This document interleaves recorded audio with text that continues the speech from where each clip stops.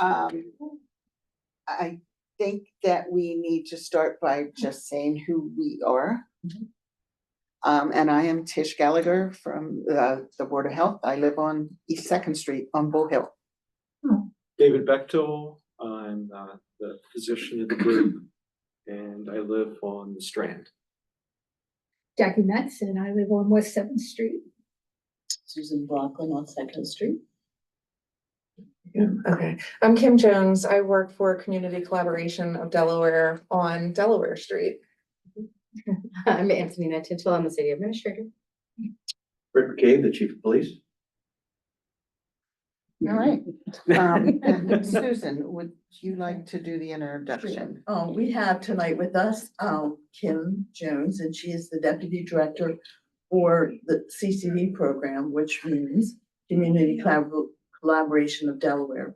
And she's here to speak about the program with the city of Newcastle and the police department, along with a peer specialist. And she was the successful grant writer. So she's here to talk about the program and how it works. There's also a program that I went and got some things with. The county has a similar program called Hero Helps, which probably spans a little larger area.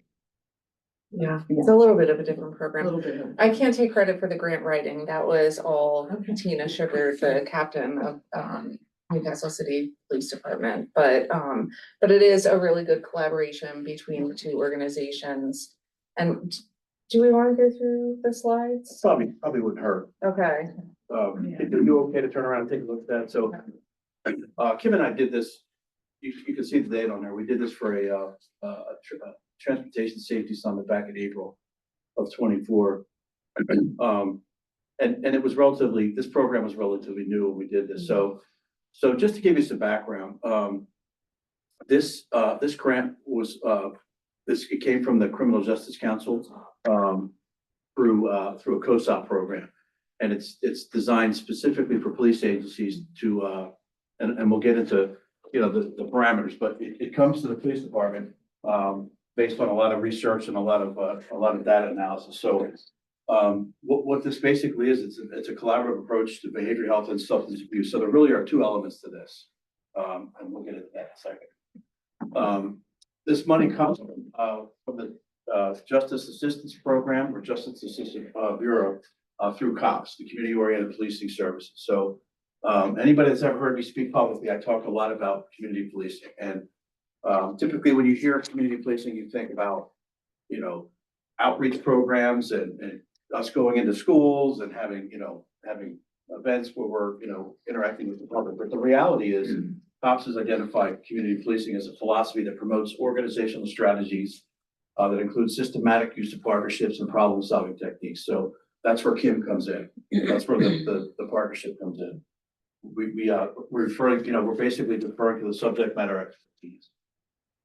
It's designed to proactively address the immediate conditions that give rise to public safety issues such as crime, social disorder, fear of crime, and in this case, obviously, the substance abuse issues that we're dealing with. This model balances reactive responses to calls for service with proactive problem solving, centered on the causes of crime and disorder. The goal is to reduce the amount of reactive responses by being proactive, right?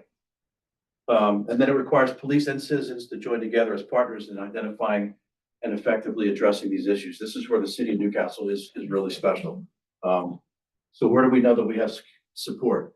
So when we first had this discussion, we talked about what kind of a support do we think we're going to get from our community.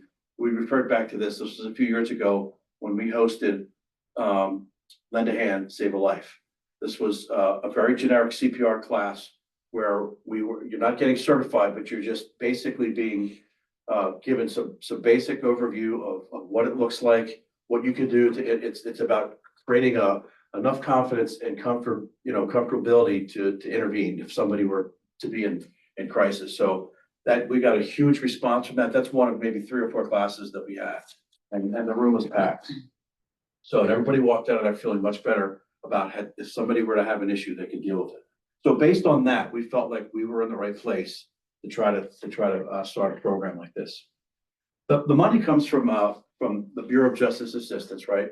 It's COSOP, COSAP, it's changed names a few times, but it's the Comprehensive Opioid Stimulant Substance Use Program. It's specifically, money specifically geared towards combating, opiate disorder. Its purpose is to provide financial and technical assistance to states and local governments to develop, implement, expand comprehensive efforts to identify, respond to, treat, and support those impacted by the opioids, right? So, we got a lot of money from this. It was about, I think it was like $350,000, maybe $400,000. And we'll talk about what we did with it. But we also got some technical support. So some of the folks that were screening our grant writing, were impacted or have some background in substance abuse. And they were gearing us towards, hey, you want your program to look like this. And a lot of it was based on, federal requirements. The cornerstone of COSAP is the emphasis of partnership and collaboration. So this is, again, where Kim comes in. What separates us, I think, from Hero Health is Hero Health has basically brought employees in. They're kind of working for the county, right? We are working with a nonprofit group that has really formed to address this. So, and they have folks in that nonprofit group that are, that is their life work to deal with substance abuse. So, it's our life work as well, but we didn't really necessarily train for it or we asked for it, right? So we're both dealing with the same population, but we really weren't that good at it. And so we brought some people in that were. That's really the way to look at it. And it effective community responses leverage the combined expertise of each of these disciplines. So you'll see that we have a mental health connection to this and then the substance abuse connection. And this is where the disciplines of Kim and her group, their expertise really are the key factor in this. There's really basically 4 areas of focus. To promote public safety, to strengthen the collection of sharing of data. That's huge. Data analysis is huge, and we'll get into who we're partnering with to collect this data. It's designed to align and maximize resources across the system. So what we found from this is we're learning as we go, and we're basically kind of figure out how to use resources more effectively. And then it's also, designed to kind of be a little bit more diverse than just, here's $100,000 to have Narcan training, right? It gives us the ability to kind of be a little bit more broad. And we were very, this was a lot of collaborative discussion before we would kick this off. And then obviously the ultimate goal is to prevent illicit substance use and misuse. So here's some stats that go back to 2021. So that's when we started to write this grant. So the grant started with the Criminal Justice Council. They have some professional grant writers that tap into the Fed to get the money to bring it into Delaware. So they did all this research, brought it back to Delaware, drafted this grant, sent it back to the Fed, said, hey, look, CDC estimates that 107,000 people died in America in 2021, which is an increase of 15% from 2020. We noticed through data analysis that Delaware is disproportionately impacted by the abuse of illicit opioids and prescription drugs. And you can tell by the high rates of overdose, the deaths, and the lack of accessibility to treatment, which was a big issue in getting this funding. In 2021, there were 515 Delaware overdose deaths. Do we know why there's high levels in Delaware? So there's a handful, and I think Kim might be able to talk to that. I think eventually we talked about some of it was prescription related, right? I think we had some of the highest prescription opioid prescriptions in the country. Yeah, it was like, I forget how many times the national average, but in Delaware, people were prescribed like exponentially more opioids than they are per capita in other areas of the country. And then another consideration too, Delaware is in the best location for the illegal. Right on the trafficking 95 drugs. corridor. Over on the 95 corridor, we have the Port of Wilmington in our backyard. We have the Port of Baltimore, Port of Philadelphia, and we're within 2 to 3 hours driving distance of New York and Washington, DC. So it's a great place to be, for that purpose. It's unfortunate for the people who are impacted by it, but yeah. So here's some more stats. This is what we're talking about. So the national average for rape prescribed, we're 60 for every 100 compared to the national average of 51. So Right. there's the disproportion. The other thing too is we are in the area that we just really discovered was one of the most underserved areas in the state. The Route 9 corridor. Not all of it is the city of Newcastle, and I'll get to that in a second, but it has impact on us obviously because this is a cut through, as everybody knows. Yeah. So the number of people in Delaware with opioid disorder has more than doubled from 6,000 in 06 to 38,000 in 19. Again, we factor that into all the things we talked about. And then there were 11,000 treatment admissions in 2020. I mean, these are huge numbers, right? During 2020, there were 2,214 Narcan patients, 3,240 Narcan doses. So in the very beginning, well, and we still do this, we keep track of how many times we administer Narcan to a person. So if one person overdoses, that's one patient, and if we give them 2 doses, that's two admissions or two administrations. And that's just what's reported. There's plenty of overdoses that go unreported too, so. Yeah. And this, early on, I think the reporting was much better. Now that we have Narcan floating around out there, we're not getting, they're saving lives, but they're not reporting it. So it has impact on this. DSAM projected that 30,000 individuals need treatment and do not receive services. That was back in 2021. And again, this is one of the key factors to why we really felt we needed to partner with CCD. And once Kim talks about some of the resources they have to offer. Here's another stat that was kind of disturbing. Again, this is the whole 720. So we're third as far as emergency room visits back then. Again, that's a pretty big number. I don't know if anybody ever saw my monthly reports way back when, but we used to have this heat map where it would basically show where there's a larger amount of incidents or whatever. So these are all highlighting all the fatal, non-fatal responses by the police, EMS, DFS between January 1st and March 2024. It was 3 months. And you can see where those hotspots are. And we're like, we're surrounded by them.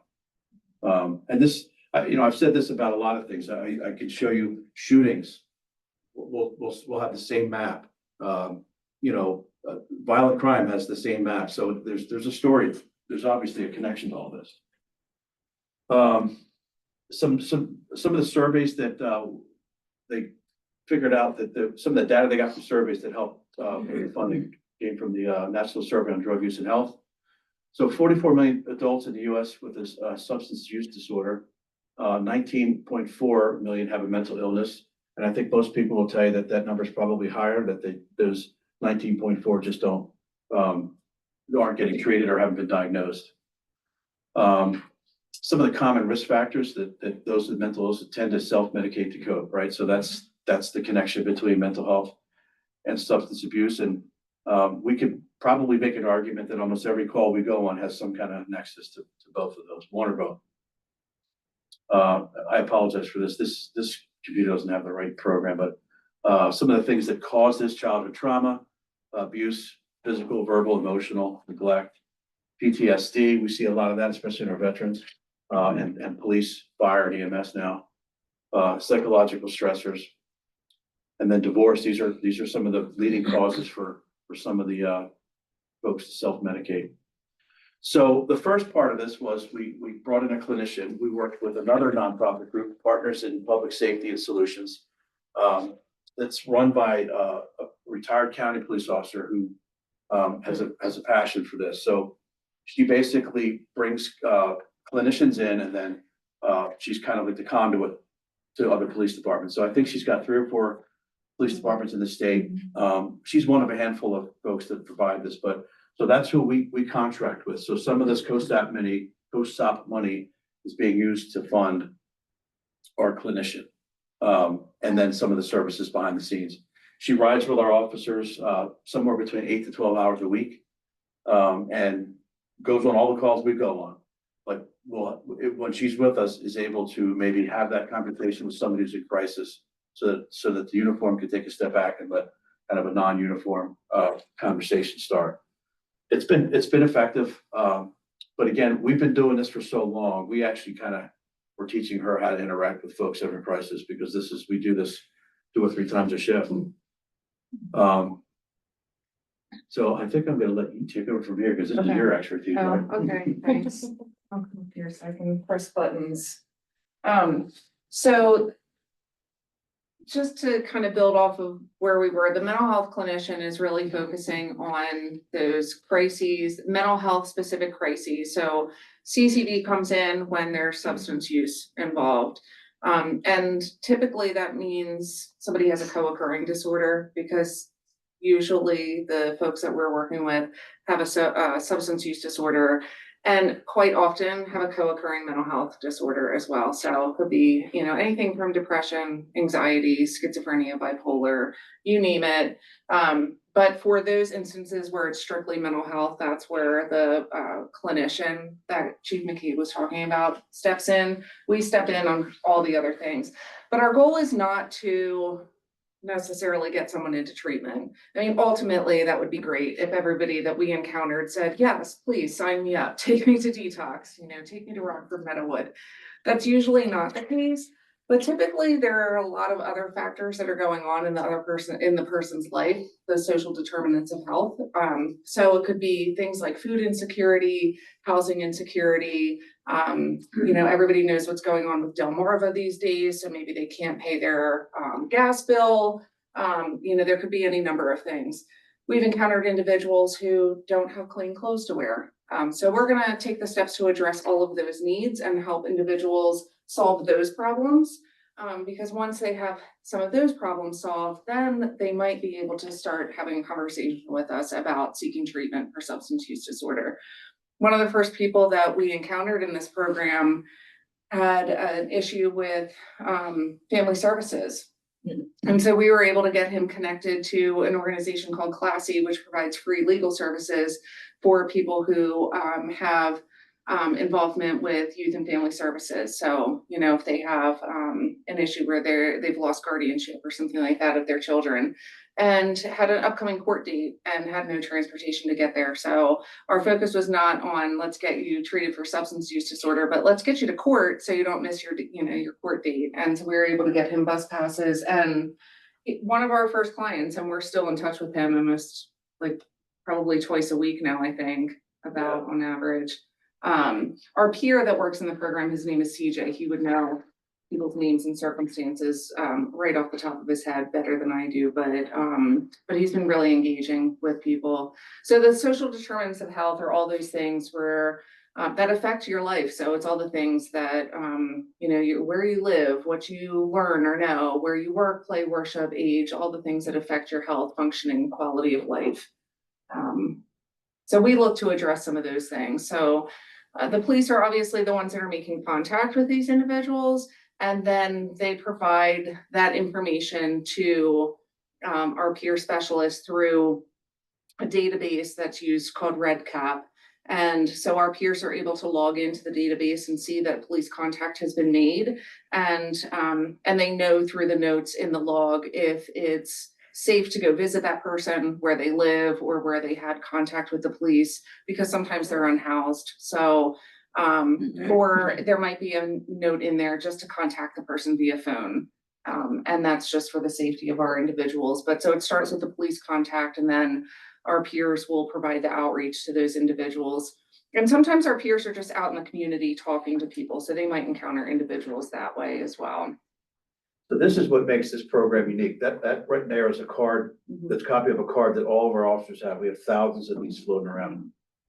And what we're doing that's different from a lot of other agencies is no matter what, well, I shouldn't say no matter what, in most cases, the contact that we have, we recognize substance abuse, we're gonna provide this card. And we're gonna say, hey, look, I have to arrest you for shoplifting. Here's your criminal summons, right? But here's access to some support. So it's not diversion. And once they get to Kim, it's not, like she said, we're not forcing anybody into treatment. We're gonna chip away at the things that are really causing some of the underlying issues and hopefully get to the core issue. But there's no strings attached. Here's help. Right. Take it, leave it, whatever. So, and that's what makes this unique from a lot of other from a lot of other programs. And the fact that our officers are kind of dual rolling here, right? Whatever the reason we're called there, we're gonna resolve that issue and then recognize substance abuse and then provide some support. So Yeah, absolutely. Oops. Okay, well, I think I'm right. So again, this is just our outreach specialists are connecting with these individuals who struggle with substance abuse or misuse. We want to connect them to any healthcare services or social services that they might be eligible for. One of the things that CCD is doing is we're opening up our own food pantry. It's going to be on the Holy Spirit property in the old school building. So that way, if we encounter individuals who have food insecurities, we can take them right to our own pantry. And get them connected with some food resources. There's plenty of other pantries around as well, but just, you know, to help remove or eliminate additional barriers for people. So we want to address as many of the primary drivers of their substance use as possible, which includes all the social determinants of health. And like I said, sometimes we're not even having conversations about the substance abuse or misuse. We're having conversations about like, you know, hey, you know, where are you living? How are things going? Do you have a job? We're asking all these questions, just kind of get an idea of what their life circumstances are like so that we know if there are any touch points where we can help address and meet some of the needs that they have. And, you know, again, ultimately the goal for most of us is to see individuals get into treatment and, you know, thrive in recovery. That might not be the individual's goal at the moment. And so we really need to address whatever their goals are and help them achieve those. Maybe after some small wins under their belt, then we can open it up to having the conversation about getting treatment for their substance use disorder. And then, of course, it's really important to know that all of our staff members have their own lived experience with substance use disorder. So all of us are in recovery ourselves. And actually the peer that's working in our program came through, or that's working in the core program came through the CCD Sober Living program. So he's a graduate of our program and now he is, you know, spending his career helping others through CCD, which is really great. See. Our approach really is more of a harm reduction approach. So it's not compelling or coercing individuals into seeking treatment or you know, agreeing to a treatment program. That's what separates it from a diversion program too. Not that those are coercion programs by any means, but we're not dangling a carrot in front of people saying like, hey, if you complete this program, you won't face any criminal charges. We want them to have some level of intrinsic motivation to seeking substance use treatment. and quite frankly, finding somebody eligible for diversion is almost impossible because Right. if you have a history, if you have violent crime in your history, Right. if there are things, and violent crime can be an assault. So we now there are people we're not sending to court. If you rob a bank, we're not sending you to court, right? Right. If you really, if you assault your wife, that maybe not be the wife maybe, but not, you know, so there's certain things, and I don't know that we have a real hard kind of program for this. I think it's subjective, but we look to see, you know, the real violent folks. But diversion is almost impossible to find somebody eligible for that. Yeah. So. Yeah. Okay, so it allows our outreach specialists to develop rapport and a relationship with individuals based on trust and compassion. So they literally will meet someone where they're at. They have notes in their system where, like, if somebody's unhoused, they have landmarks where they might be able to find the person. And I know we also have a part-time outreach specialist named Chase. So CJ and Chase will go out together often. They've been in encampments. They spent a good portion of their day today tracking down somebody that they knew was in active use, and ended up finding the person on a sidewalk passed out and got them into treatment. So like they're very committed and they'll pull out all the stops to help individuals. So these were recent examples, I think, of when we did this presentation. And this was one of the people that we got into CCD housing, right? Yes, this was before the program started. I was getting gas at the gas station and this guy walked up and said, if I don't get help right now, I'm clean for 30 days. If I go home, I'm gonna smoke crack. So I called David and I said, what do we do? Like, even though we had rehearsed what we're gonna do, I said, what do we do? Yeah, David's our executive director. And we really hadn't anything, I don't think we were funding anything yet. I Right. think we were still kind of beginning stages, but David had an opening in a sober house living, I guess, or Yeah, I I don't know think the steps. so I've ended up in the loop and we ended up figuring, looking to see if we had space in our sober living home, which we did. And so we were able to talk to the individual who had approached you, get some basic information, determine that he was eligible and appropriate for entry into our sober living home. And I don't know if one of your officers brought him or if he came on his own somehow. I can't remember. It's going a little far back now, but yeah, he came and lived in our sober living home, and did very well. Like a model resident, Yeah. so. I've been doing this job for almost 30 years, never had any kind of access to anything like this in my entire career. I would probably lock the guy up, Right, but or whatever. I mean, not that he was doing anything wrong, but I don't have an answer for you, man. I'll Right. just wait for you to make a mistake. But I can put you in a cell and keep you from going Yeah, home and, there you go. yeah. Yeah, I mean, and look, as draconian as that sounds, it was effective for a small percentage of people Yeah. that said I needed to be. But the reality is it's not obviously Mm. not the right way to go. Right. exactly. Yeah, so this just tells the rest of the story that they were able to talk with. I think they talked with our admissions specialist, because I don't think we even had CJ in place for this role at No. the time yet.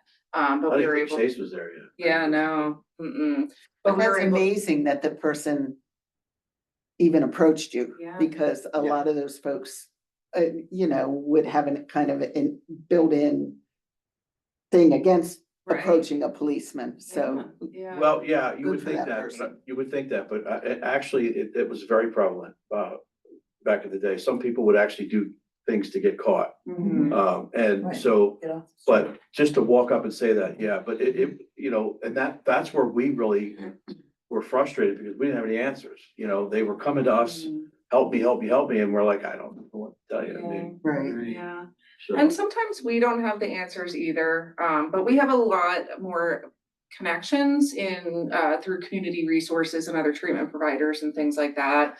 And so typically we're able to get on the phone with other individuals that we partner with through other organizations and things like that and help determine some kind of plan for an individual. One of the things that we see a lot now are open wounds, because heroin hasn't been heroin for a long time. It was fentanyl for a long time. And now all the fentanyl is mixed with an animal tranquilizer called xylazine, which is not approved for human consumption because it causes necrosis and it just destroys the body from the inside out. People are having to get amputations and go through some really painful wound care treatments. And now it's not xylazine that's in the drug supply, it's medetomidine, which is another non-human consumption drug that I think medetomidine is also an animal tranquilizer, but it causes some pretty gnarly wounds in individuals. And that makes it really challenging too, because there's always been a stigma that we have had to deal with around drug use and drug users. And that is now compounded because, particularly in the health system where you think people would have compassion, they unfortunately don't. And this didn't happen to one of the people that we were working with, but there was an individual that had been taken to the emergency room and had open wounds, but had also soiled themselves when they overdosed. And the tech looked at the person, said, "That's disgusting," and walked out. And so when people are getting treated like that, it doesn't really help them to develop any kind of motivation for treatment. It makes them want to go back to exactly what they were doing before because they already feel like the world's biggest piece of crap. And now somebody who's in a position to show them empathy and compassion has just treated them like a piece of crap. Well, they could have been fired. Oh, right, exactly. That person's supervisor was contacted and the person's supervisor said, "Can you blame them? This is the hospital system." The So- supervisor should have been fired Right, too. right. So there's lots of challenges, a lot. Imagine if a cop did that. Right, right. Exactly. Um, Do you remember this person? Was this one of? This is something you guys brought up, and this kind of highlighted the fact that you were still engaging with somebody who said, look, I'm not quitting marijuana, I just need help with whatever it is they needed help with. And Yeah. the whole concept was, hey, we're just trying to, and this, Yeah, yeah, they identified right. food and transportation Right. issues. That's right. Yeah, now I remember. She wanted, she said that she was willing to come into sober living, but not, willing to give up smoking marijuana. And marijuana is legal now, so that's not necessarily, the issue. But, our sober living homes are funded by federal dollars. And since marijuana is still illegal on the federal level, we're not allowed to, bring anybody into our sober living homes who is using marijuana, even if it's medical marijuana. But that also kind of defeats the purpose of a sober living home too, so it's a no-no for us. But we were able to connect her with, food resources and, bus passes and things like that. Yeah, got her registered with the food bank. And then again, you know, our goal really is to provide the services and resources that the individual thinks that they need, not what we think that they need. So of course, we can make suggestions and ask questions and try to get a light to come on and all of those kind of things. But ultimately, the individuals are in charge of their own lives, and we need to just support the decisions that they're making. So some of the measurables that we have in place are, our hope is to have an impact on reducing the number of fatal and non-fatal overdoses. So in Delaware, and across the country, overdose deaths are on the decline, but they're actually increasing in the Black and Brown communities. So that's always something to be aware of. That there are still marginalized communities who aren't accessing services, or maybe aren't able to access services. So there's still a lot of work to do in that area. And then we, of course, want to identify individuals with mental health and substance use disorders. We want to make contact with them. We want to connect the individual, not just with our outreach services and our peer services, but with any other services that they might be eligible for. And we want to encourage them to continue with the services that they're receiving. So there is definitely an element of reporting and tracking. I had mentioned REDCap earlier. It's a system that the University of Delaware utilizes, and it's a database that, when the police make contact with an individual, the information gets entered into the database. Our peer outreach specialists have access to that data, so they can see the individuals who the police have made contact with, and they can take it from there. And I think this was written into the grant that you guys were using REDCap, right? Yes, Yeah. yeah. They're kind of linked with CJC, so, I think anybody managing COSOP money is using REDCap. Yeah, yeah. And this just kind of gives a screenshot of what it looks like. So when you go to enter a record, you can enter all kinds of different information on them. So their demographic information, social determinants would be those things that we talked about earlier, like their food security status, housing, employment, things like that. The set update status is really just like a reminder, I'm supposed to call this person in 2 days or next week or something like that.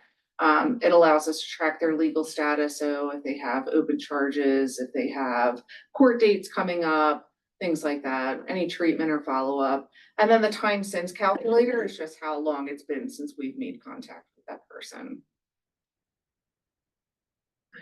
I don't know, I can't see that far. I don't know what that was. So, and I just, I'll give you a kind of a sneak peek. I'm working on my annual report that I did the city. And I just got this REDCap information. So this is kind of a summary of our first year. So, and we didn't start probably until April. Yeah. But this says from January to January. We about 149 individuals were served. And contacted over 634 times. So that's pretty remarkable. Yeah. So 149 enrolled, 145 received follow-up. There's a duplicate there, sorry. hundred and 42 were referred to support services, resources, or treatment. One was admitted into treatment. 54% were male, 42% were female. 29% were eligible for arrest, 23% were arrested. And that goes to what we were saying earlier, that whether you get arrested or not, we're still gonna, provide the services. Narcan distribution, 9 individuals had been administered Narcan during this program. I didn't know that. That's, Yeah, I didn't know that either. wow. 29% were African American, 63 were white, 5 no data listed. 89% were non-Hispanic, 4% were Hispanic. This number is a little disturbing. So 3% were under 18. Five of the people that we dealt with were under 18. 11% were 18 to 24, 19% 25 to 34, and then the big population, 35 to 44, is 25%. And I think people are finding that everywhere, right? Yeah, that fits the Yeah. national trends. 58% had a mental health connection, 64% obviously substance use. 31% had some kind of involvement with the criminal justice system.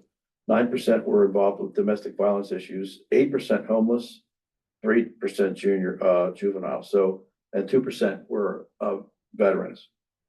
So, and this is just a generic capture too. There's a lot, they think we get a lot more detail, but this kind of tells a pretty good story. So, you got a sneak preview to my annual report, but that's what we've done in maybe 8 months. Yeah. So the funding was used for a couple of things. So we wrote in there, we got kind of an office for the clinician, or kind of remodel it. She got outfitted and geared up. We paid her salary. We've helped offset the salary, I think up to 80% of both peer interventionists for CCD, bus passes. Some of the marketing material, like Yeah. the cards. Yeah. Mhm. Some of the requirements are certain amount of outreach events in a quarter, I think it I is. think so. So we had one Saturday, I thought was really, really well done. Yeah. CCD put on, that was really great. Not a huge population from the general public, but a great networking opportunity. There were, I don't know, 50, 60, I think there was 42 vendors Yeah. there. Yeah. all geared towards tackling something in this arena, which is just remarkable Yeah. from different angles. Right. And those events are always good, even though we would have liked to have seen more community members attend. It's good for the providers and community agencies just to be there and be able to talk with one another. Because so often, things change so often, and it can be challenging to keep up with what agency is doing what, and what agency provides a resource for whatever the issue is. And so having events like that kind of increases everybody's knowledge and and allows us to make contacts that maybe we didn't have before. So, yeah. I got it's a really lot good of event. cards from people that Yeah. provide some unique services that I didn't even know existed. Right, yeah, same. So I made Yeah. the mistake of sitting next to Hero Help. Oh, He's yeah. he's a close friend. He's a retired county officer, but somebody walked up to him. A mother walked her son up to him and said, he's won it like 8 times. And I wasn't in, I mean, I was in Yeah. plain clothes, but he couldn't tell I was a cop until I stood up. And then I saw a look on his face and I just walked away. I was Yeah. like, do your thing. Yeah. Yeah, I don't have any handcuffs on me anyway. But, Yeah. so we do the same thing. We overlap. And when we started this program, we recognized that we were being funded not just for the city of Newcastle, but the entire 720. Yeah, I reached out to Hero Up and said, hey, look, we're gonna overlap. Do you have any issues with that? Of course, the answer is no. I mean, right, if they end up with a Hero Help card and a core card, hey, yeah, yeah. And there might be times that we're working with the same individual, and that's okay. Because sometimes, like CJ, he'll get calls and text messages from people that he's worked with just because they want somebody to talk to. There's brothers that live nearby Yeah. that stay in contact with CJ. And they just like talking to him, and he's a good resource for them and a safe person for them to talk to. So he just talks to them. Maybe the only person they can talk Yeah, to. exactly. And sometimes it just takes having one person to talk to stop somebody from doing something that could be life altering. something that there's no recovery from even.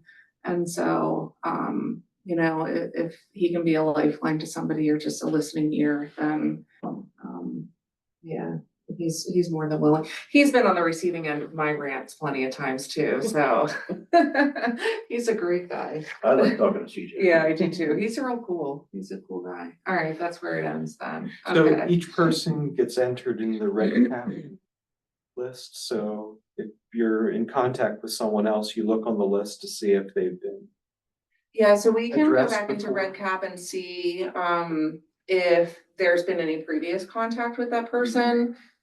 We will discharge the person in Red Cap if there hasn't been any contact made after a certain period of time. Or sometimes we'll go to contact somebody and the phone number's invalid, or they're just like, don't call me, or.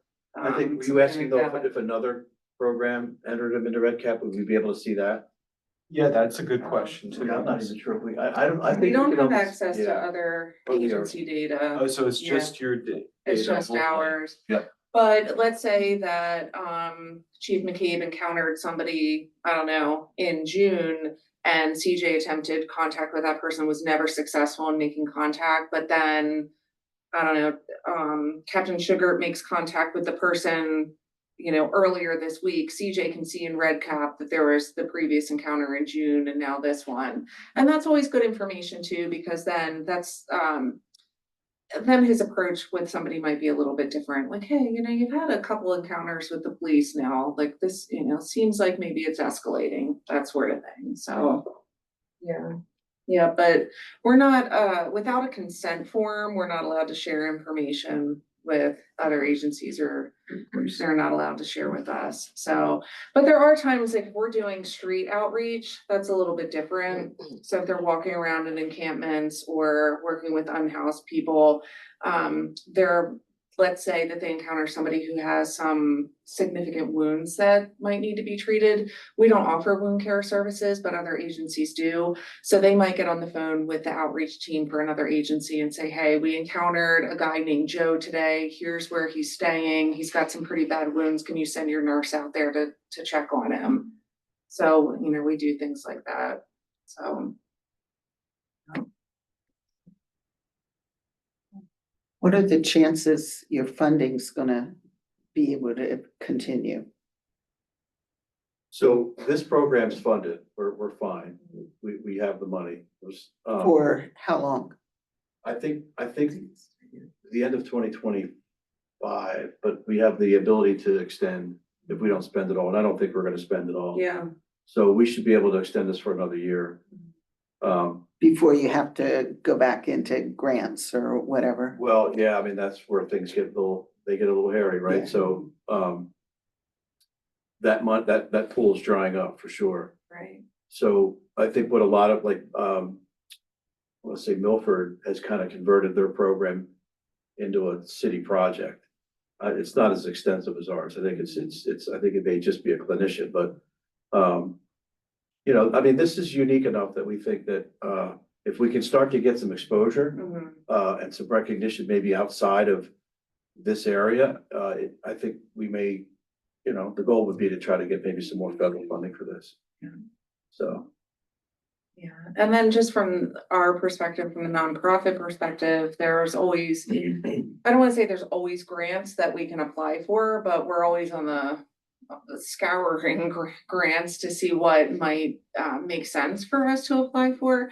And so certainly if there are grants that would align with the work that we're already doing, that would allow us to to braid funding, or if we know the funding's ending, that it would allow us to continue to provide the service without the COSUP funding, but still in partnership with the Newcastle Police Department. Because I think that both agencies would be willing to do that, even if the COSUP funding's not there. We could still continue down that route. So it's just a matter of I mean, it's the life of a nonprofit, constantly looking for and begging for money. So we'll keep doing that.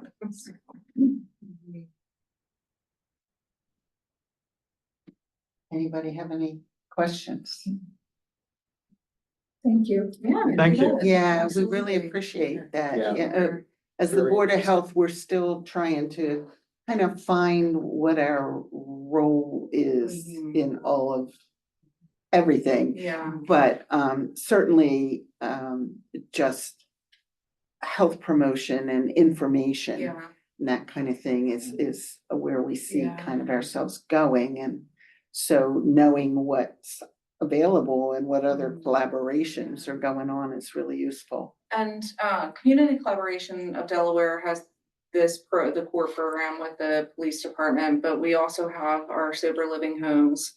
So on the Holy Spirit campus, we converted the convent and the rectory into women's sober living. So we can house 30 women on that site. We also have space in the former school building that we use for our own community meetings, staff meetings. We have yoga in there on Tuesdays for our residents. We're about to start an equine assisted learning program for our residents up there as well.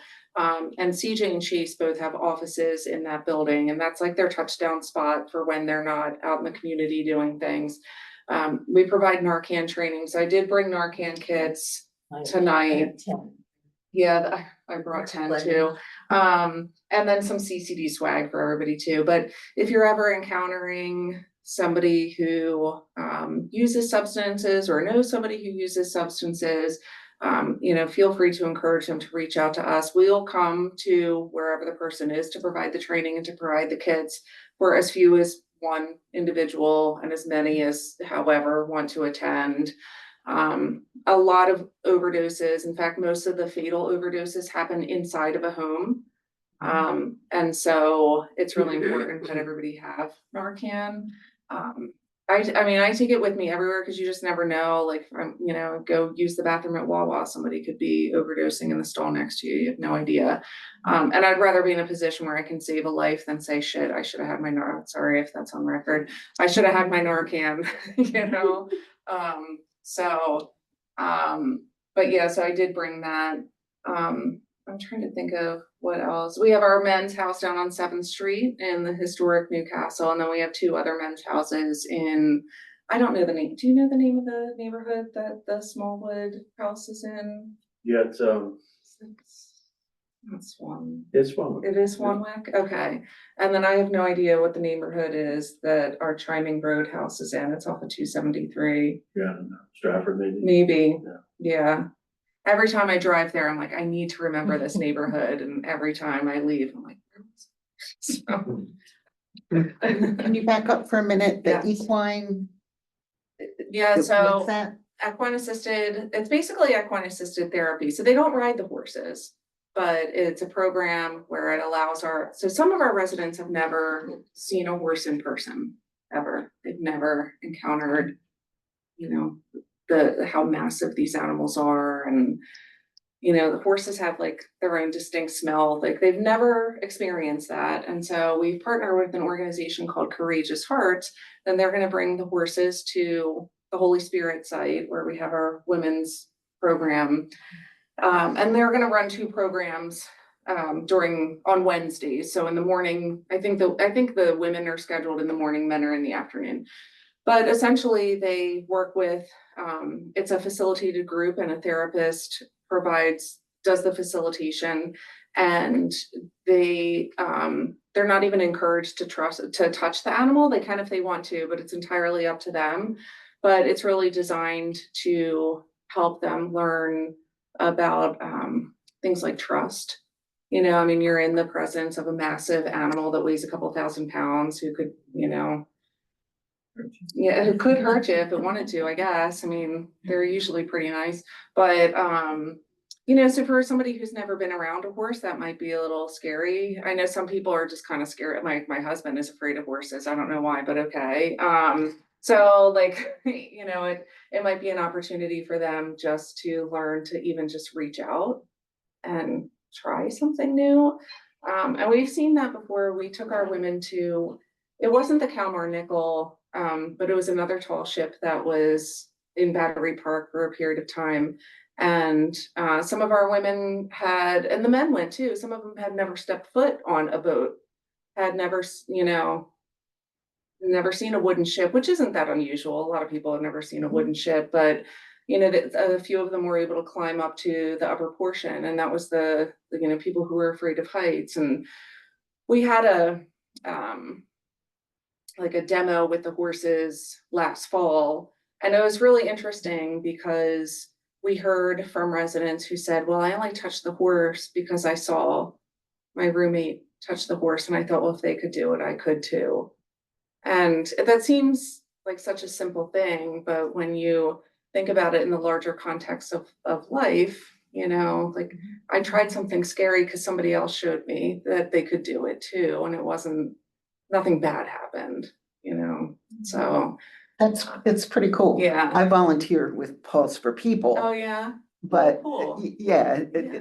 Well, if I you mean, ever that's bring the dog dogs. yeah, you ever want to bring them around, we would love that.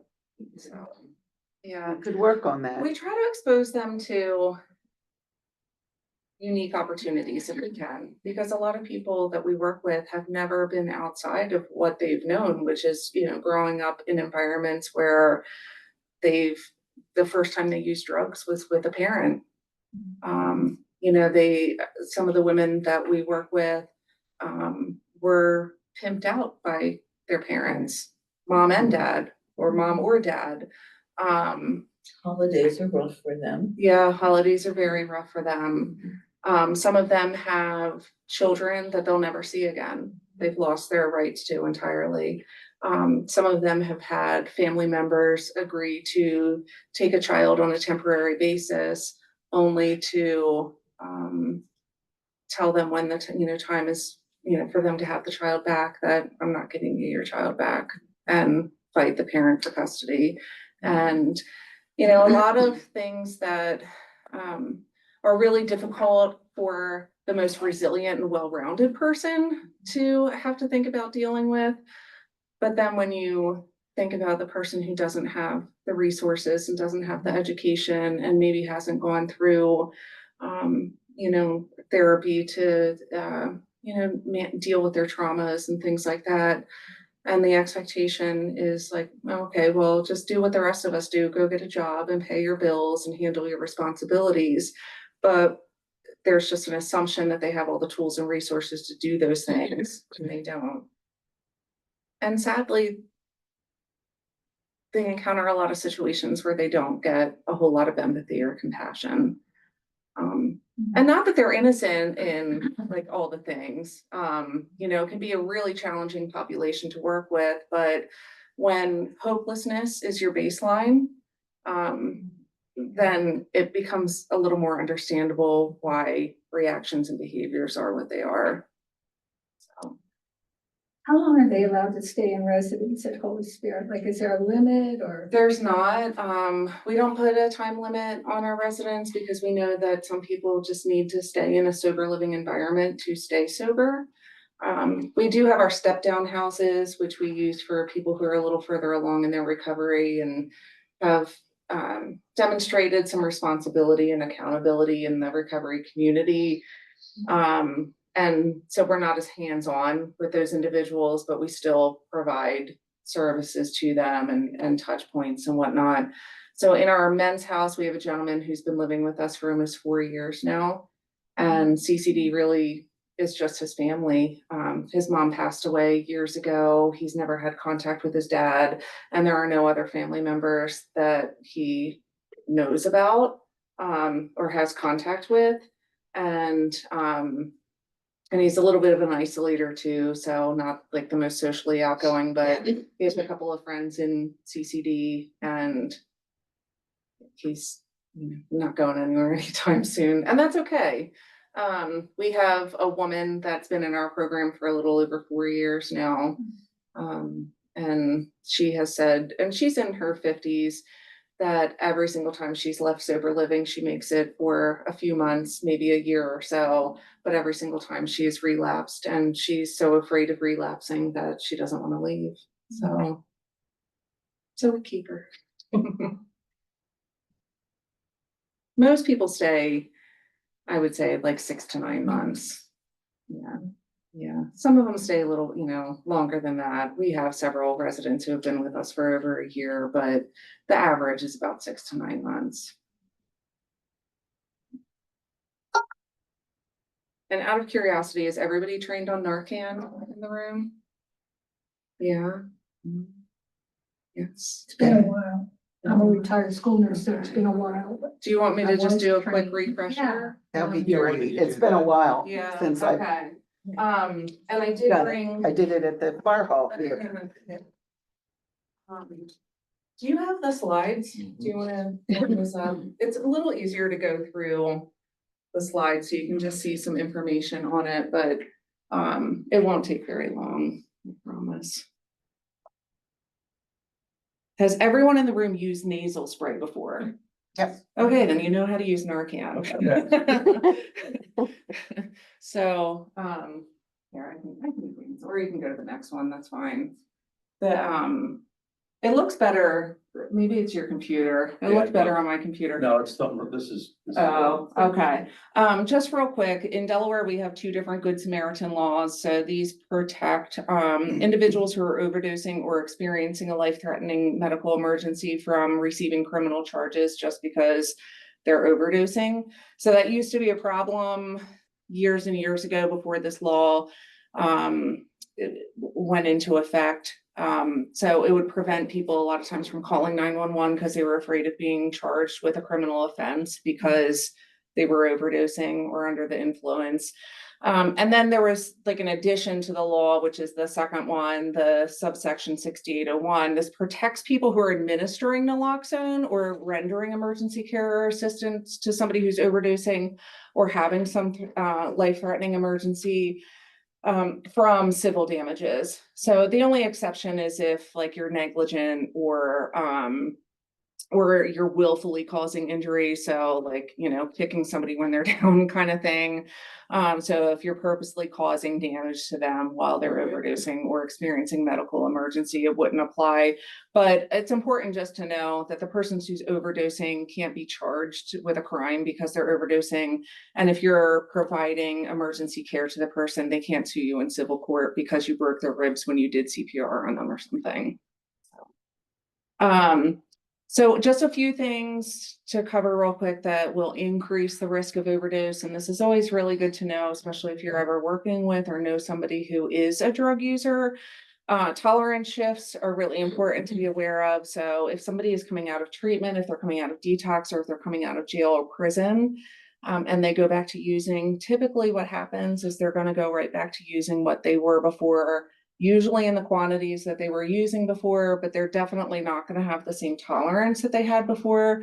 So those drugs are going to knock them on their, you know what, and that really increases their risk of overdose.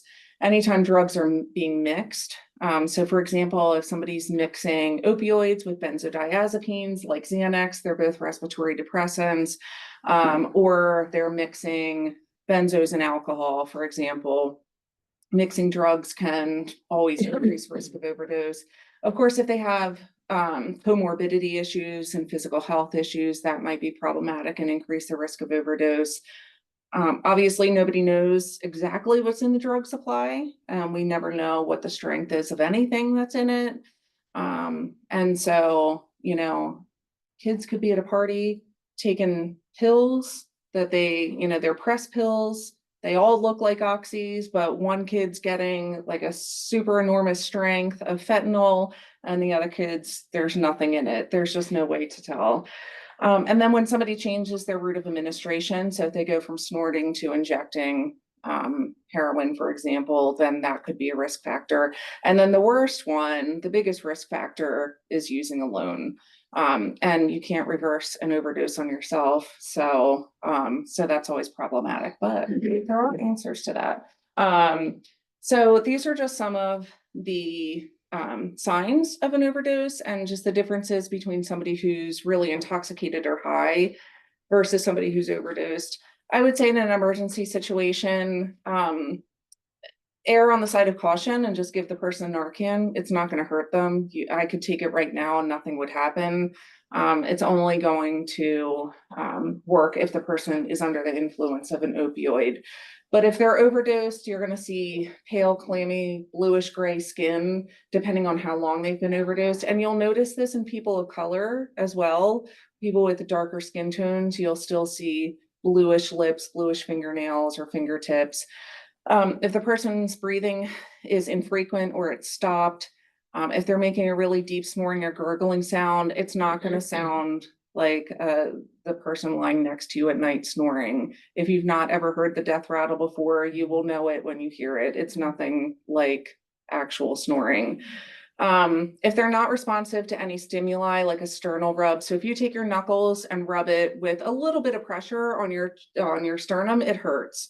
If you apply a lot of pressure, it really hurts. So if somebody doesn't respond to that, then that's a pretty good indicator that they've overdosed. Obviously, if they have slowed or no heart rate or no pulse, then that's a good sign of an overdose too. You can go ahead to the next slide. So there's some myths with the use of naloxone. One, and naloxone and Narcan are the same thing, that it encourages users to take more drugs. That's not true. There's no research that backs that up. A myth that it prevents people from seeking treatment. There's also no evidence of that. There are plenty of people who have experienced an overdose and immediately go into treatment because it scares them so much that they don't want to experience that again. And a myth that it makes people violent, which also isn't true, but sometimes they do come to very suddenly, which can be very confusing. And so if you've ever fainted or passed out and you've come to, it's very disconcerting.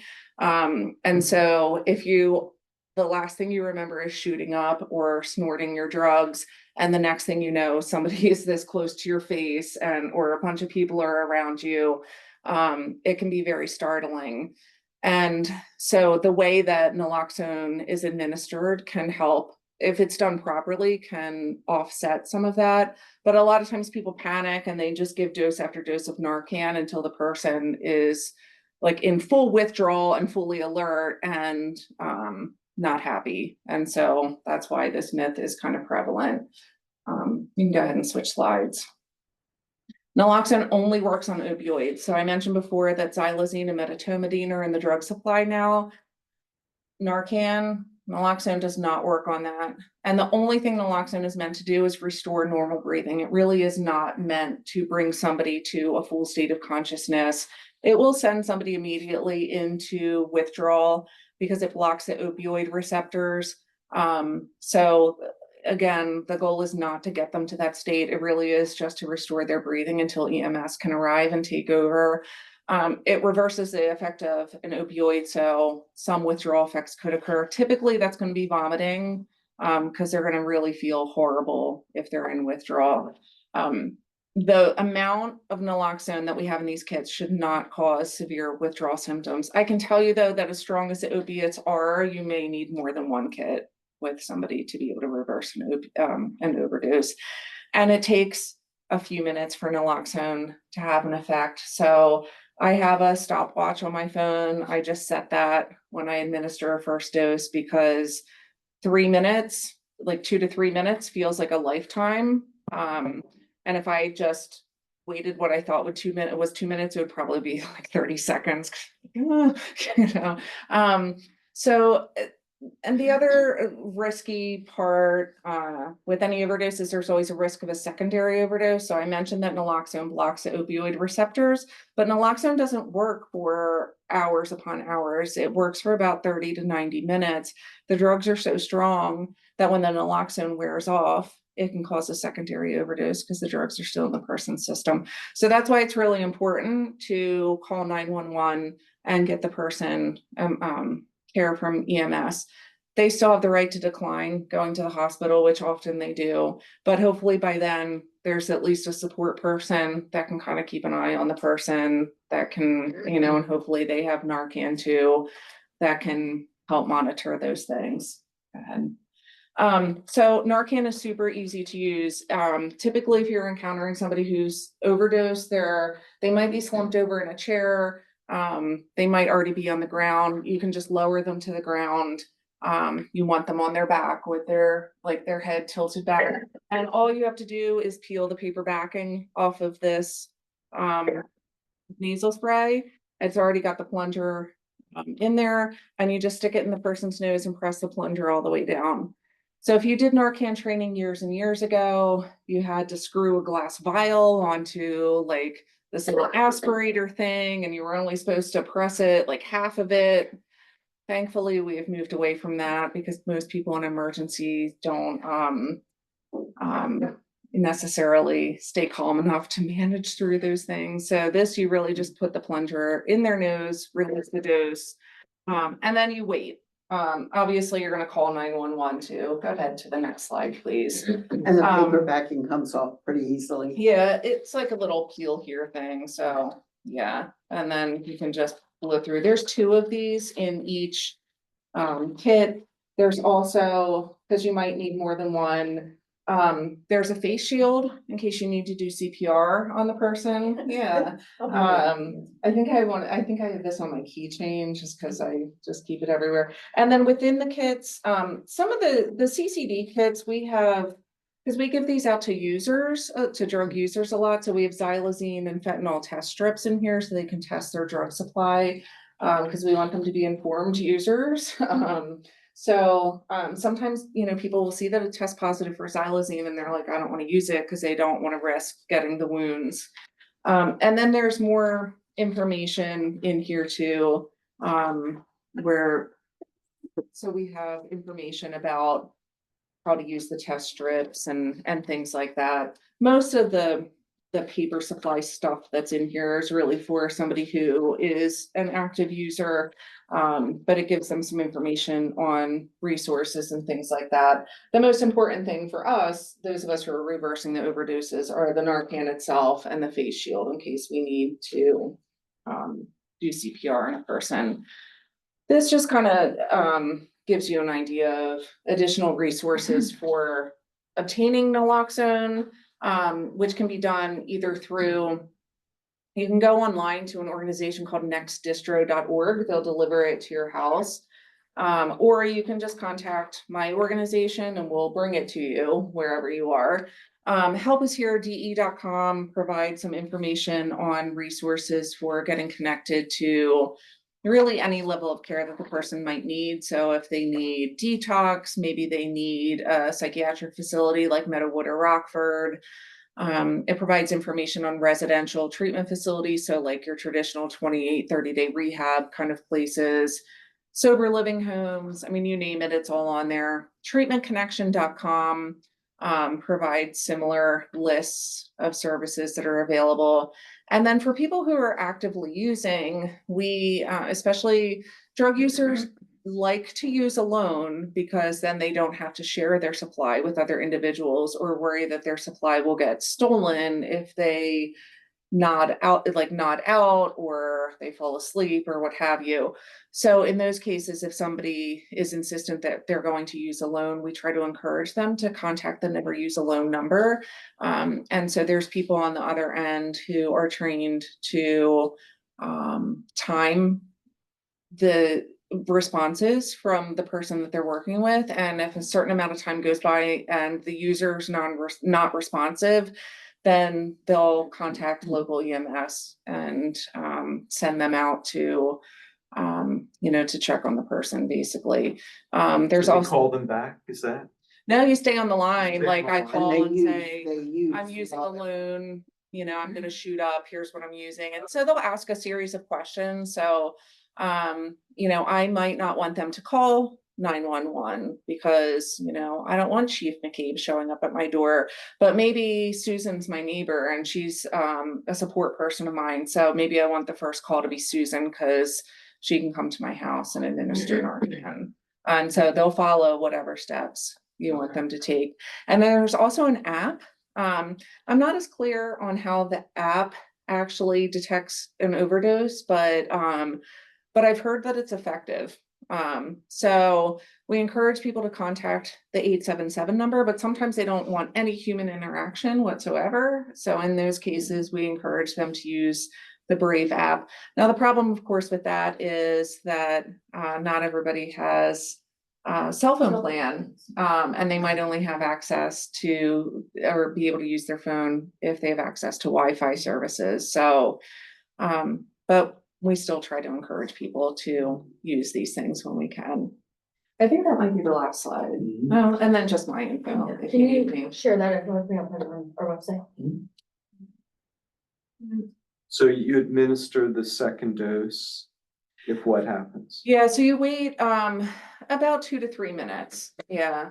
I honestly, it takes about 3 minutes for Narcan to kick in. Again, that feels like a lifetime and some people just can't wait that long, so, but wait at least 2 minutes.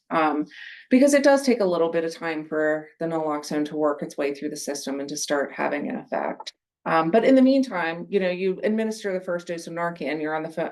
I mean, they say to call 911 first. I don't. I administer the Narcan first and then call 911. So I can say, I've just administered Narcan.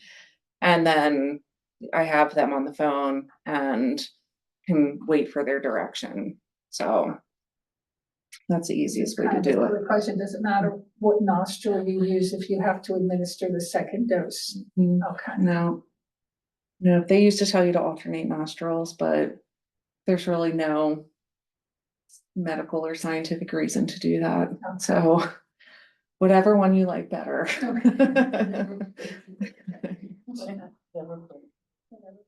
Yeah, that's right. Yeah. So, yeah, and don't be surprised, you know, like I said, if the person comes to and they're very disoriented, especially if they don't know who you are.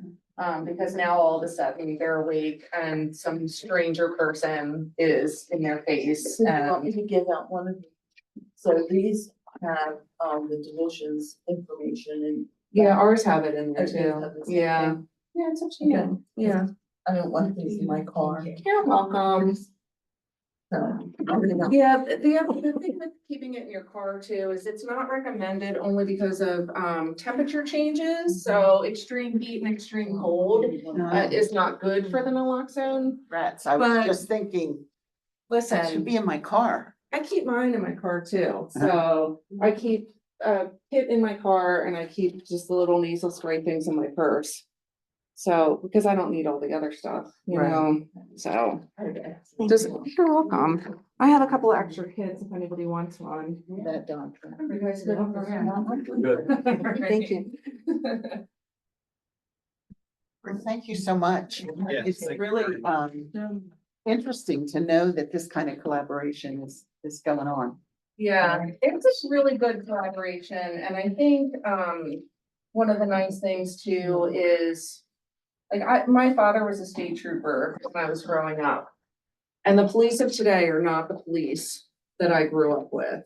You know, my dad's great, but, but I think that people, are maybe not as afraid to approach police today because I think policing has changed so much. And I think that most reputable police agencies and most police officers, I feel like anyway, my experience has been, they get into policing because they actually want to help people. And so, but they can't be all things to all people, you know? And so collaborations like this, I think are really great because, you know, the Newcastle City Police Department can keep providing police services and then they can rely on us to kind of fill in with some of the other services that maybe we know more about or might be able to work with somebody in a different way that maybe isn't, you know, maybe they don't want to work with law enforcement. You know, they want to work with somebody who's kind of been there, done that. And so that can make a difference too. I'm thinking of my dad, who was a Her policeman dad was a policeman. way back when. Yeah, and this whole talk of social determinants, I'm sure he'd have thought that Oh, was yeah. you, you know, yeah, but I mean, this was in the 50s, right?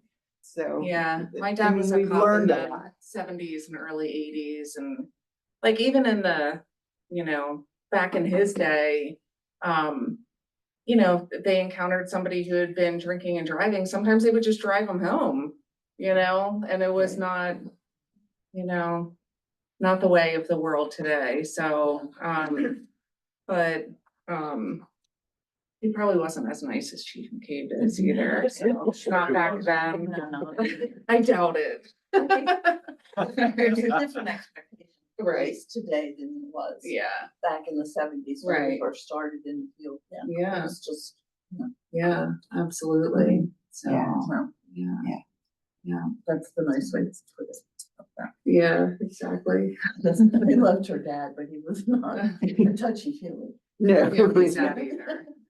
Except now my dad is in his late 70s and he's finally in touch with his emotions a little bit anyway. He can name them now, so that's good. That's progress. Barney lived to 95. You never was.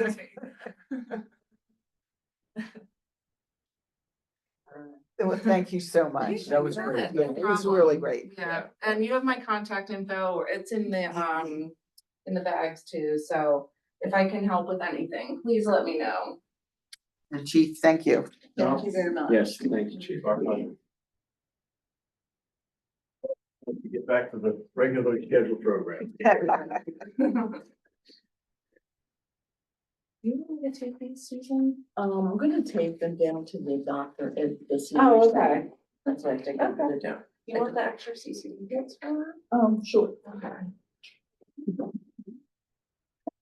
Is there a doctor for? He's a nurse practitioner. But Yeah. he's really good.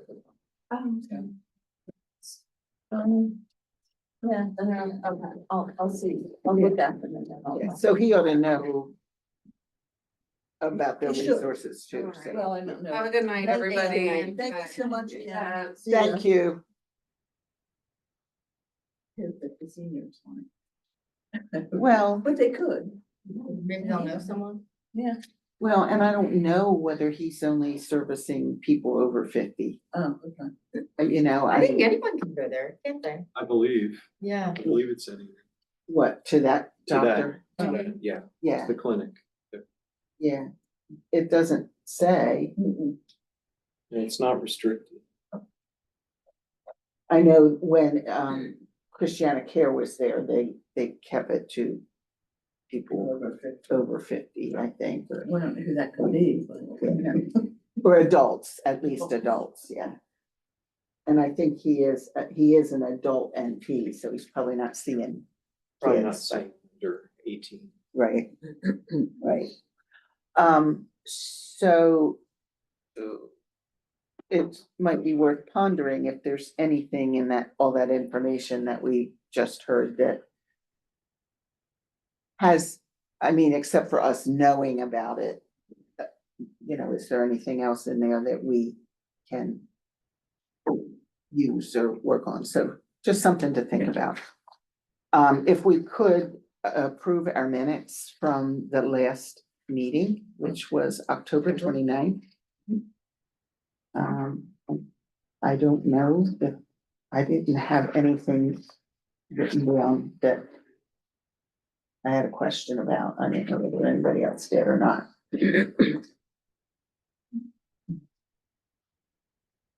Can I have a motion to, I motion that we accept the minutes as written for October 29th, 2024.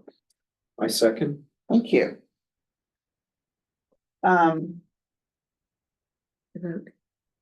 What? Vote. Aye. No vote. Aye. All in favor, Aye. thank you. Been one of those days, guys, just keep nudging me. So old business, we, you know, have some articles to write for 2025, and in fact, Jamie and I, and it's my fault, did not get the initial article that we had hoped to write done. Just because of holidays and then being sick and whatever. But we will work on that, and that was an article to kind of look at, emergency and just mental health kind of in general. And then maybe break off on one that's more looking at substance abuse or whatever. And then we had said, you know, maybe we just need to leave it open because you don't know what's gonna happen, No, we did. you know, just health wise, that things might come up. I mean, maybe at some point, Harry had put something about bird flu in the paper not that long ago. But you know, that might need another look at some point later on, or who knows? So it's all changing Like daily, constantly. Yeah, like daily, right. yeah. So if anybody has an idea for something to write an article about, then I encourage you to bring it up at any time. Because I do think, you know, that whole health promotion and education piece is important. Oh, and then I had finalized focus for this year. Well, it certainly sounds like we were on the right track with the mental health substance abuse. I mean, just from the data you saw up there on the screen. So I think, you know, we probably just continue with that and unless something else comes up that requires us to shift. Is that okay with everybody?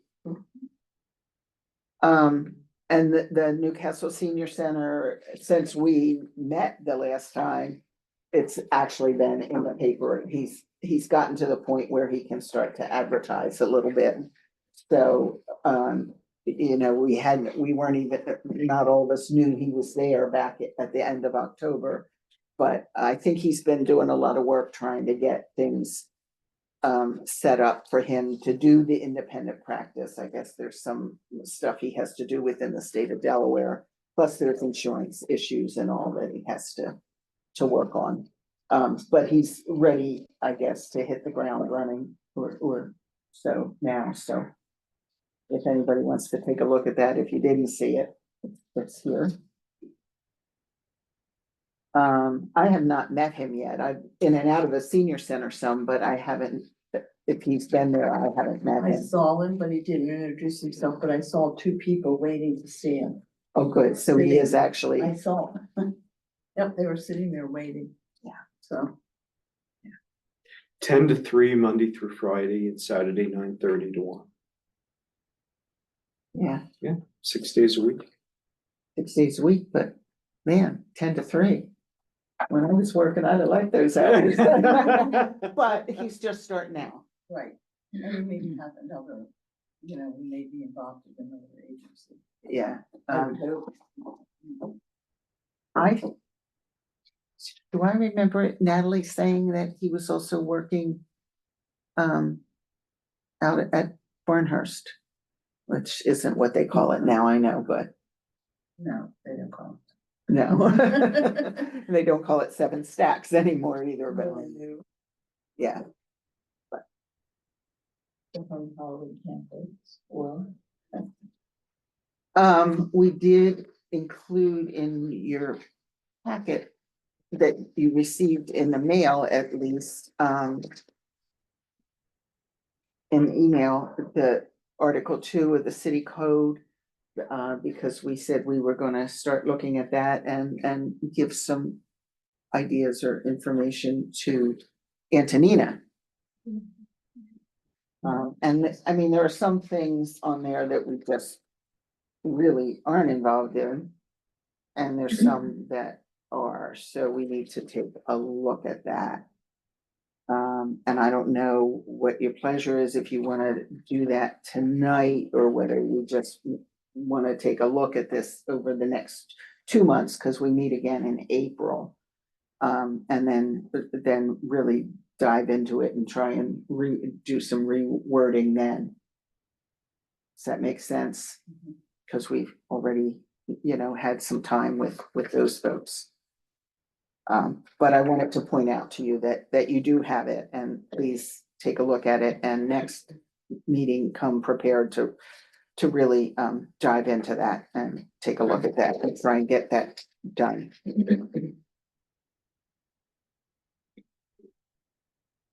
Any other comments on that, Antonina? No, I was looking over it before. Yeah, it's up to you if you'd like to change certain things, we can suggest, but I didn't see anything. It's kind of broad. It is very It's broad. just very what I broad, was so gonna it say. doesn't give you any guidance. Yeah. Yeah, yeah.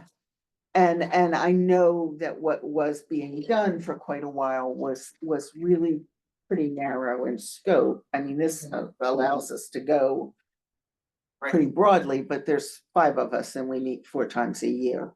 Right. you know, and we've got FOIA, so, Of course. Right. And that's what I was thinking, if you had any recommendations of like, do you want to establish, like you're doing, do you want to establish priorities for each year? Are there like specific things that you would like to do? I don't know what the former board was doing. Well, we basically talked about how we had the, what's his name?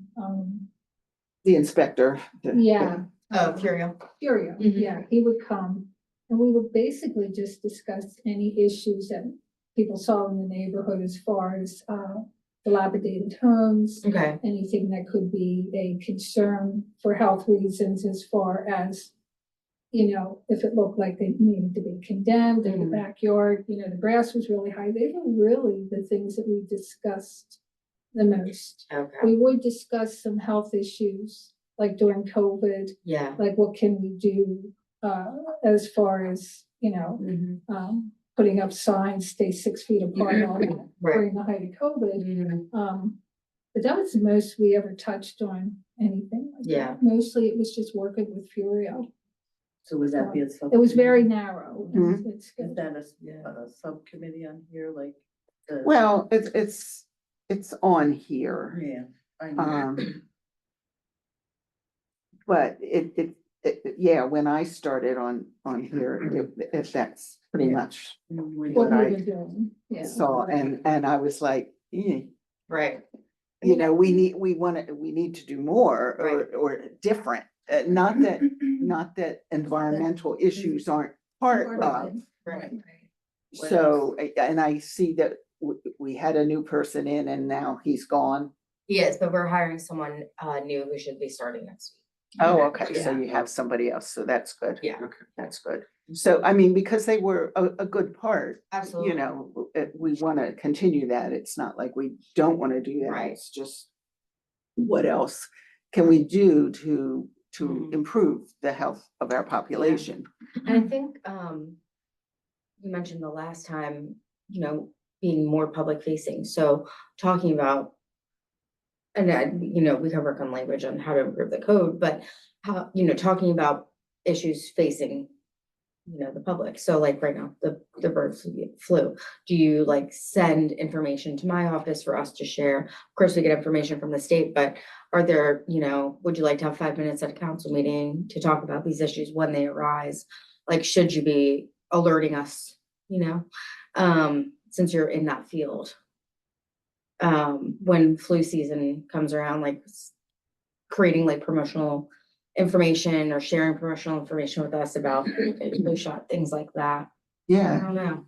I think that I hadn't even thought about that, about Mhm. going to city council more often, because Yeah. that gets seen a little more. Yeah, You know, sometimes we have 1 or 2 people show up. right. Most time we, Most time not. most time we don't, you Right. know, most time I feel like we'd work better if we were sitting at a table, Right. you know, rather than this way, but Right. I know what you mean. And then also like just improving your health in the community. So like encouraging exercise, things like that. right, That might be helpful too. right. Which could tie into that if they were 50 or older, that. Getting flu shots and And like we maybe a have, clinic or something. yeah. And we have the crier, which goes out every month. If you want to put a little blurb in there every so often, you could do something like that too. Right, and Terry's been real good about Yeah. our articles and, Yeah, absolutely. we have tried to make those timely, so. Mhm. um, What about like at the senior center, could we do something like blood pressure screenings once a month? Well, the other thing is Councilman Mataway has been partnering with a lot of the state representatives to do like blood drives recently. Yes, So if we did something broader and did like a community health day or something like that, maybe we could organize something. And then bring in the senior center and their clinician or whatever the role is, to do things like that. Maybe that would be helpful. right, You're on the board. Okay. Good. yeah, we both are. Oh, perfect. Perfect. Yeah. I think doing something like that and promoting health all around would be really helpful.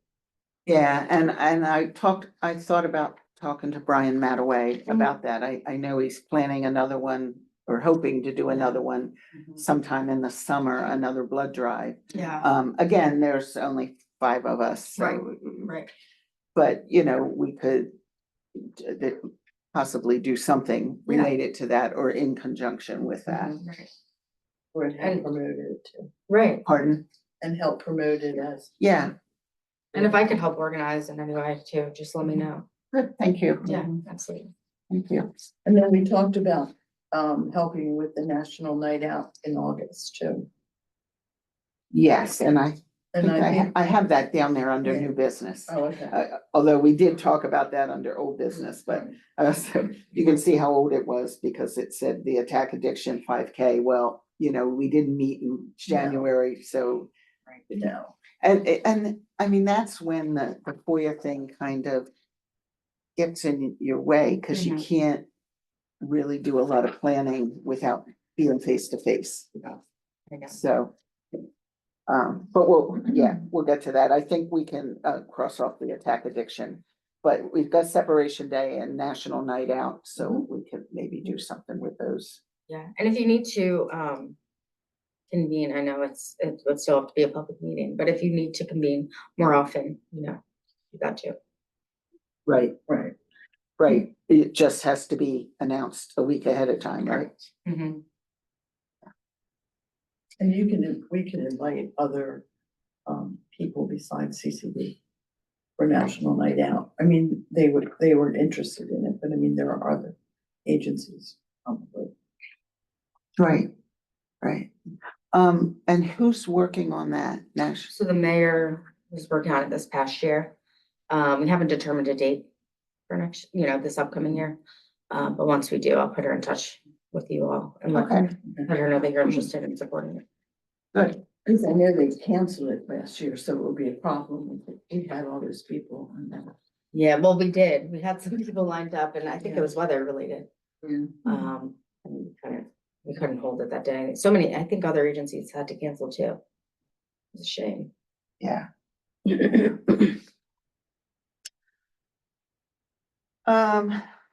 Under new business.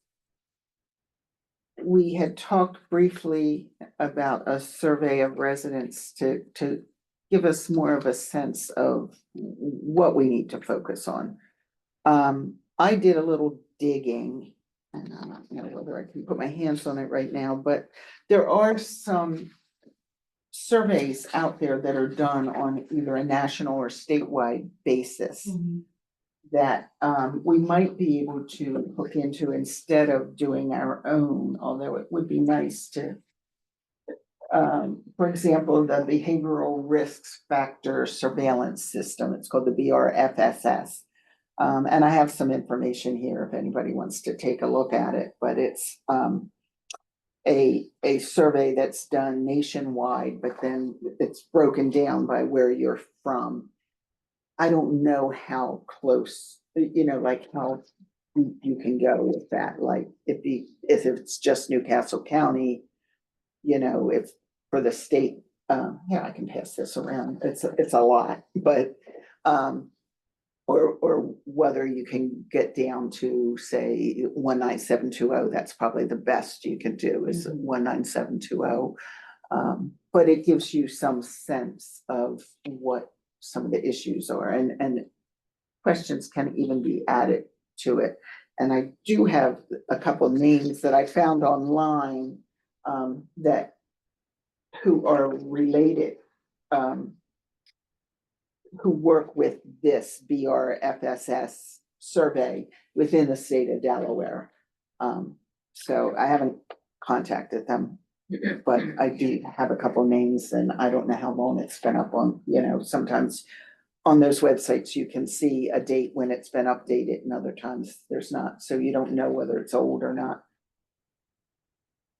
But it occurred to me that rather than trying to do our own, we might want to look at what a statewide survey has first.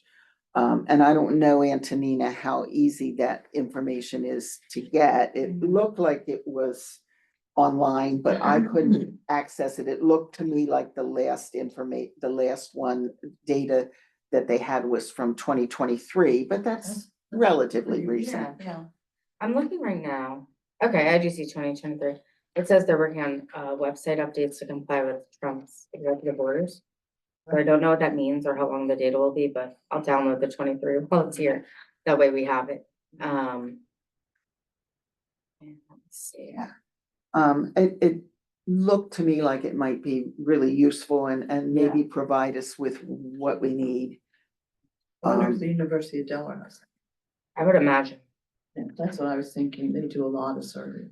Right, right, Because of the grant writing, you know. yeah, which who knows how long that's gonna last at this point, but.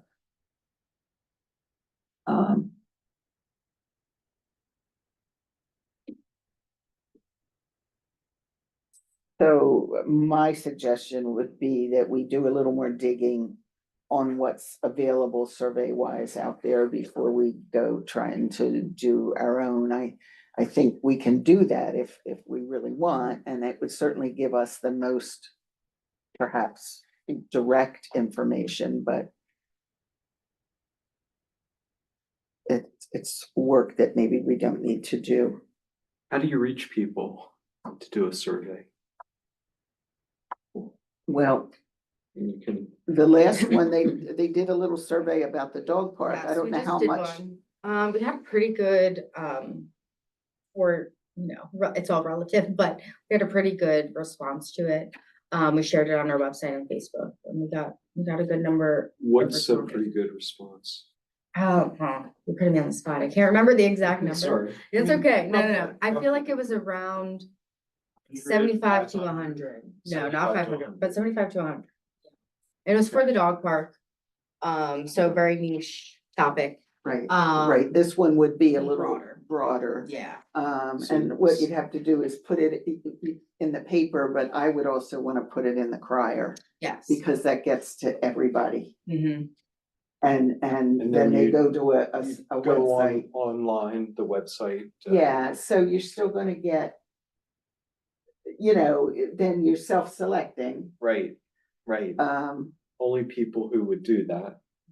And. But if you have a table at the community night out or Right, separation They day, could fill it in then, you could have people fill it in. or give him an envelope to send it back, or to drop it off Or somewhere. just Mhm. ask them the questions and that might not Yeah, work. that's Um, not good, but you could get. Or have a tablet there and let them fill it out while they Mhm. stand there. Or they could Or drop fill it out for them. Or drop it off at the city office. Yeah.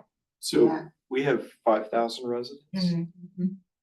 And for, say, even if you handed out a survey when people were coming to vote for something in the city, you still only have, what, 600 people voting? Yeah. I 6 think to it's a little 7 more than 6 to that. 700 maybe? Yeah. Just coming up. So out of 5,000, that's still a very small number. Percentage. I hear what you're saying. How much of a response are you really going to? Well, that's what I'm saying. Yeah. Well, and that's why I thought, why should we put in the work if there's That's something right. out there that would give us a general idea? Okay. And I think we know generally what we need to focus on. It would just be if there was something totally different Mhm. that we weren't aware of. Sure. But I have no idea exactly how they do that behavioral risk factor study either, and how many local people. Mhm. I mean, I don't ever remember being contacted about it. So it said, I'm trying to go back to where I found this information. It was talking, I was just on a page where it was talking about what data was collected in which states. And one of the Delaware tools that was or information that was collected was like COVID information. And I know that I've received, like personally received calls from like the CDC on if I've gotten a COVID vaccine and did I get a, Constant. yeah. So I wonder if that's part of it, if they do cold calling, do they collect medical information? I don't know. Yeah, We used to have to turn it in every day at work. You know, the information, but Mhm. I remember getting calls all the time. At him, like on your cell phone. Yeah, asking you questions. I just got one like less than a month ago. Yeah, constantly. Mhm. No, I guess my problem is when I pick up and they don't answer me right away Yeah. and I say hello, I hang up. Yeah. Maybe I should hang on to them a little longer, but I'm getting so many from Medicare, somebody that says they Says work that with they're Medicare. Yeah. And I hear you're having trouble with your back. No. This is my favorite. You need equipment. I'm here to help you. I don't need equipment. When you need equipment, did you get those calls? When you really needed that Yeah. stuff. Well, we weren't old enough. Yeah. When Mike needed it. So. So does anybody want to look into the behavioral risk factor thing a little more and see if you can find out a little more On that. targeted information on that? I do have the names of the people that I found online, if anybody wants to take that on. Are they from the university or are they just Delaware? It's delaware.gov. Department of Health and Social Services. It's the project director. I'll think about it Okay, while we're making. I'll be seeing you a lot. So, all right. Yeah, it says Delaware information is via combined landline and cell phone data. Huh, interesting. How many people have a landline? I do. I know you still do. I just love my phone number. I couldn't get rid of it. Well, I left it because I had a sick husband, but I do like my phone number. It's 322-6262. Isn't that a great number? It's easy, great it's an number. easy number. Right. That's right. No, You can move it to your cell phone. I know. I thought about that. That would be one way to do it. Mhm. This next one's important. We have, to give an annual report to city council, and I need some feedback from you all before I write up the report. I have some handouts, right? And my scribble is on them because I decided I would try and put some thoughts down on paper to get us started. But this needs to be done soon. Like, I need your input tonight. Because I need to get it to you ahead of time, right? Yes. How far ahead of time do you need it? Ideally by next Tuesday, By but next we Tuesday? can go Okay. to the end of the week if you need some more time. Okay, Susan, is there an extra one there? Yes. If you could get it to me by Friday morning, that would be. No, I need one Oh, too. yes. Thank you. So highlights of our 2024 activity, we did have 2 to 3 articles in the weekly. We updated the code and highlighted the need for possibly a little more work on that section. We brought in 2 new members. And I think we only met 2 times. Mhm. We had to cancel because of the lack of a quorum in January and July. Additional education for our board. You had specifically asked Antonina about FOIA, and I know I've had it, although I could probably use an update. You've not had it, you've not had it, No. you've not had it. Jamie probably has had it, but I don't know for sure. Okay. So we could use Okay. the FOIA training. You know, because we've probably been a little lax with that. One or two times. What are we gonna learn from Don't write this? that down. How to properly not violate FOIA, so Freedom of don't information. communicate with one another. Outside of the meetings, Oh. yeah, a quorum, Okay. don't, have So 3 till- people on an email Right, and go back and forth. That would violate FOIA. yeah, but two people Got can it. Right. interact, but Yes, not. 2 people can interact, but then don't say, okay, you two were interacting and then you're gonna call everybody else and tell them about the decision that you made on that phone call, and that's gonna influence their decision. That would be another FOIA violation.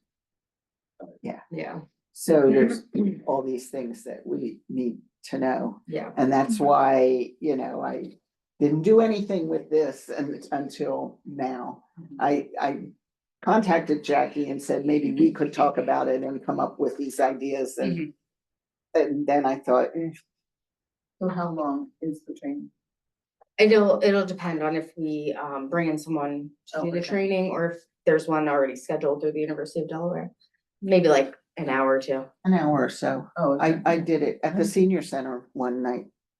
Yeah, I understand they had one a while ago. Or maybe they have a But- video or something? Yeah, so if it's through the university, then it'll be a virtual, most likely. Oh, okay. But That was my yeah, question. once we Can you receive do- all the feedbacks, I'm sorry.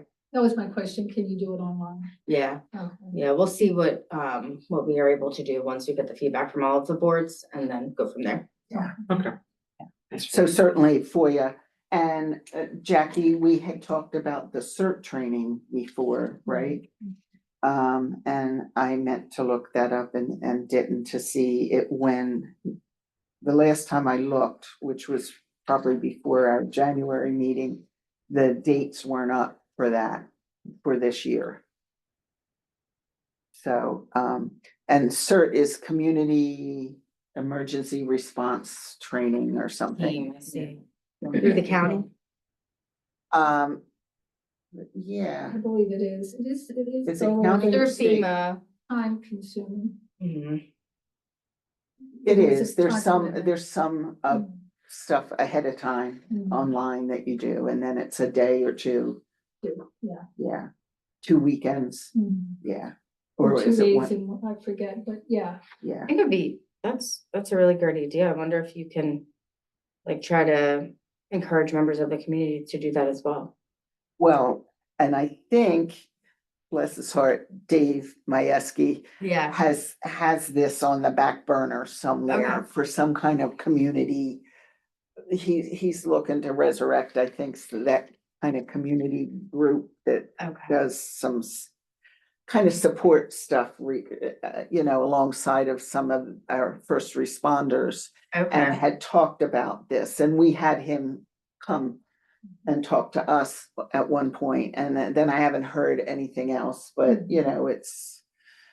He wasn't gonna do it until after they got the boat ramp done. He was, you know, really heavily involved in that, and now they're starting to look at. You know, additions to the fire hall and revamping of that, so he's just a busy guy. Yeah. But I think it would be great, you know, Jackie and I had talked about us doing it at one point. I think I did it like decades ago, so. But it is something that we might look at as more of a community-wide thing, and maybe we, Yeah. as a board, work with you to make that happen somehow. Yeah, absolutely. I'm gonna reach out to Chief Majewski and ask him if he has any insight on this or if he plans on bringing it. And then see if there's other avenues. I'm sure DEMA, the Delaware Emergency Management. has Well, and I good think the response. people who do the CERT training will, you know, if you have a group, they will come Yeah. and do it for your group, because I think that's how I did it many years ago, Oh, okay, was through a work thing. right. Oh, that's great. So I think we could do it, and they really do look at a lot of different emergency kinds of things Right. and what non-emergency medical people can do. Because in a real true emergency, say a flood, our first responders can't be everywhere all at once, and so you might be the first and only person Right. for a little while, and what might you do besides call them? Yeah. Yeah, Well, does So the- the Newcastle County, it's on the Newcastle County website. Yeah. That's CERT training, and the last ones they had was 2024. I don't see a 2025 yeah, schedule. so it's still nothing up there about that, but Yeah, does the city have a disaster plan? We do. my father was in charge of that at one point. Okay, well. Really? I was gonna say. Again, years ago, but It's yeah, Saturday for CCD. Was your father on council or something? no, Okay. no, but he was involved in that somehow. Yeah. I don't remember Oh, how that's he got involved in I had that. to go to parents and they talked to me. And it just made me think the city has to have. a Is- disaster. Is there any other training you think that we could include on here?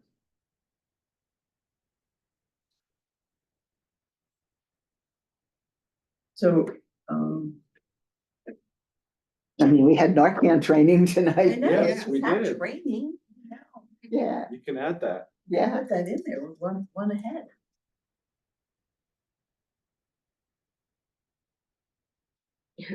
Okay, do you feel more training on, or guidance on how to better deliberate or be more effective?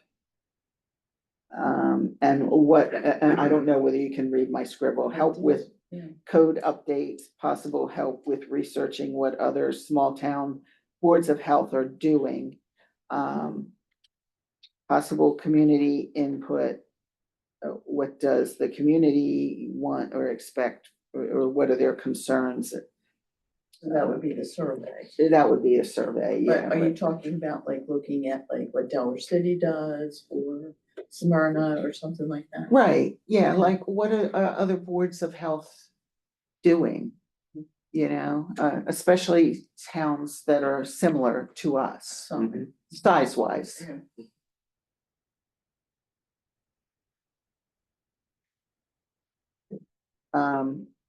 Additional logistical support and guidance can the city administration provide you to better support your board or commission? I just like knowing that you've got an interest in us. No, absolutely. So I think the addition of the person that does the public safety thing in town, you know, what the violations are and Code enforcement. yeah, code enforcement. Right, Yeah, I think that would be. that would be good to Good have addition, that person yes. back, yeah. Yeah, Mhm. absolutely. an inspector. Yeah, Yes, yeah. yeah. And I know they Seems need to fair. get their feet on the ground before they do that, Julia but was great. Yeah, that's what I He hear. was such a great guy. Yeah, and really good. Yeah. oh, Furia, Oh, yeah. yeah. He know, yeah, he was always on top of everything, no matter how little it seemed during Mhm. significant, he checked into it. I Not a saw him problem. just a week or so ago and Aw. gave him a big hug, yeah. Was His good to wife see. bakes Christmas cookies. I hear she's a great chef. Yeah, big trays for Christmas. I bought 2 of them. Oh, wow. Yeah, she's really good. And he delivered them Aw. with his wife. He's really just a great guy. I hope you could find somebody at least somehow walk in his shoes. as I well. know, that's what everyone says. Yeah. No one's for you. Big shoes to fill for that poor Yes. person, huh? Number 5, does our commission or board interact with a professional advisor? If so, who is it and how do they work with us? I said no.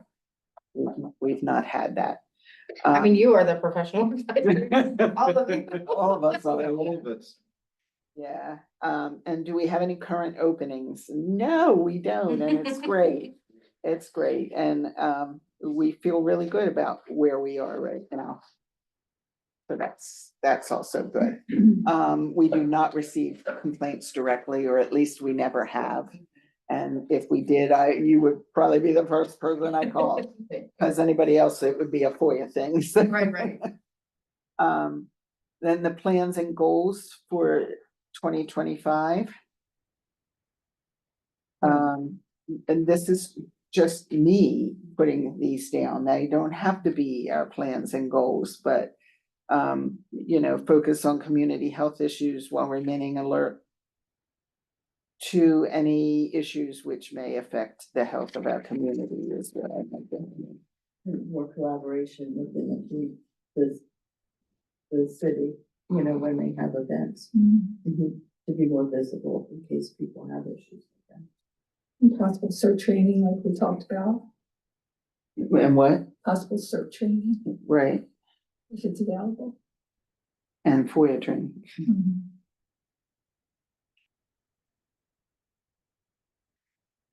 And our fiscal year budget request, honestly, when I started, I didn't know we had a budget. I still don't know what it is. So the budget that you have is for the meeting time when we have an officer on site.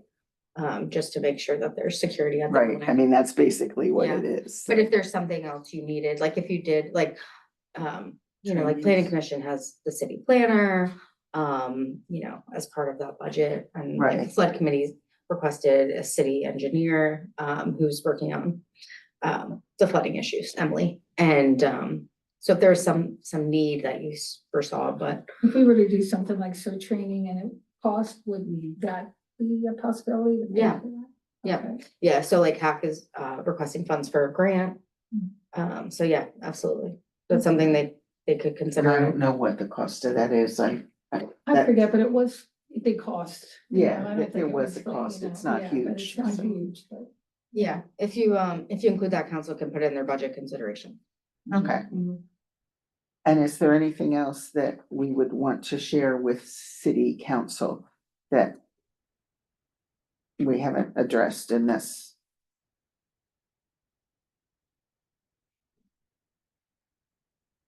Not No, that I can think of.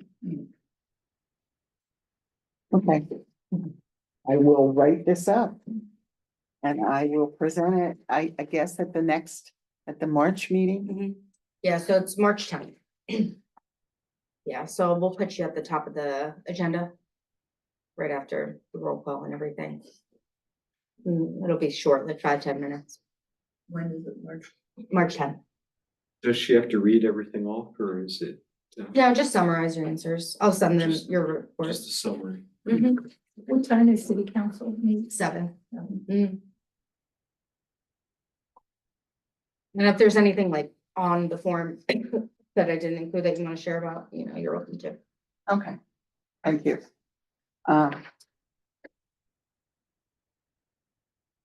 So that takes care of that. Bird flu update, just because we do have a lot of birds and a lot of geese, and we have had a goose in, I think, either southern Newcastle or maybe Kent County that was discovered to have bird flu, but it was a snow goose. It wasn't our kind of geese. Oh, really? Oh, Yeah, that was probably a month, 6 weeks ago. They did find one in Delaware and we've had, I think, the last I saw, about 20,000 birds downstate, mostly probably Sussex, that have had to be cold. culled because of the bird flu. Mhm. So it's not just out west, it's here. And there's so many chicken plants and. Right, we have a lot of chickens in Delaware, and that's why I was saying earlier, do we have anybody in town that's got chickens in their backyard, not that I've heard of, but then I thought, oh my People are God, the sneaky. schools have chickens. People are sneaky. I was gonna say, is this legal to have chickens in So your that's what I backyard? looked up. They're not outright prohibited, so I need to double check like the property maintenance code. Okay. Might be prohibited there. I'd have to double check, so don't. I quote think me. that the yard has to be certain, Mhm. big enough for it. We can get around it with 4-H. If you say that you work with 4-H, or I have my granddaughter working with the 4-H, then you can, but I don't know if the city of Newcastle has specific codes for it. I know I have a friend in Newark, who Mhm. she has 6 kids and she homeschooled, and she said, I work with 4-H, and she has chickens in her backyard, Wow. so. Well, it's you know, in the someone in development. Newcastle got in trouble because their son put up chicken coops and everything in their yard, and then decided to get a little rooster. Well, that was. Yeah, well, that just brings the attention to him, doesn't it? This is near you? No, it's, someone I know in Professor. Oh, and how So they, Wow. and he had huge chicken coop to put up. And then, someone got into the chickens and killed them. Oh, wow. So that was the end of the. they get great eggs. Yeah. Well, nowadays you could probably sell them Yeah. for a lot. The but- golden goose, right? Golden eggs. The golden eggs, yeah. That's crazy. But, yeah, but I can't imagine who got some Greenville people running chickens. running around. Well, I wouldn't really want chickens next to me running around.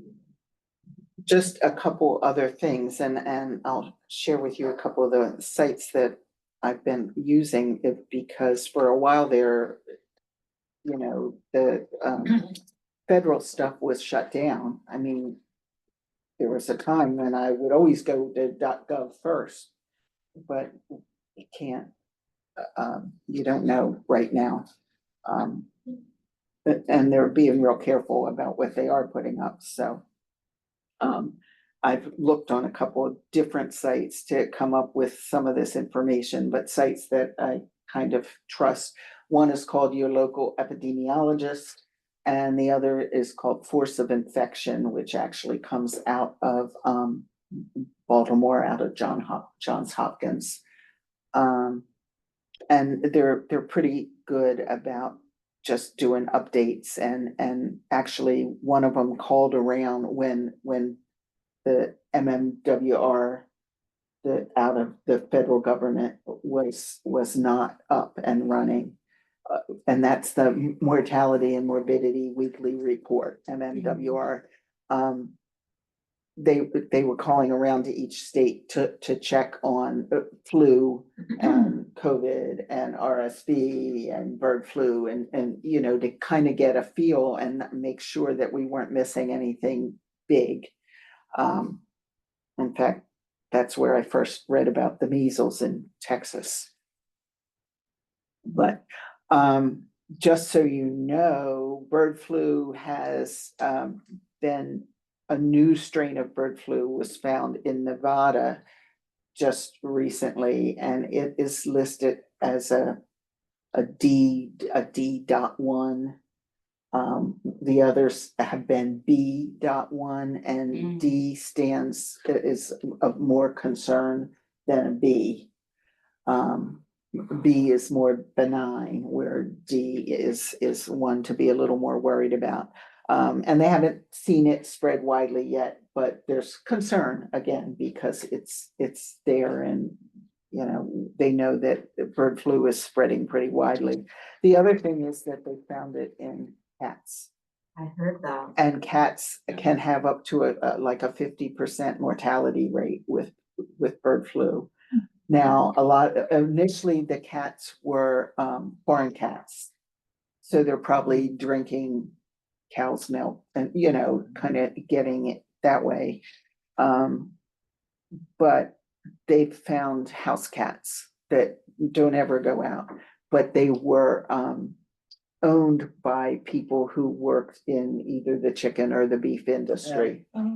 And while those people didn't have any overt symptoms when they did blood tests, they found exposure to avian flu, and they had very sick cats, or cats who died from that exposure. So it not only goes from animal to human, apparently it can travel from human to at least felines.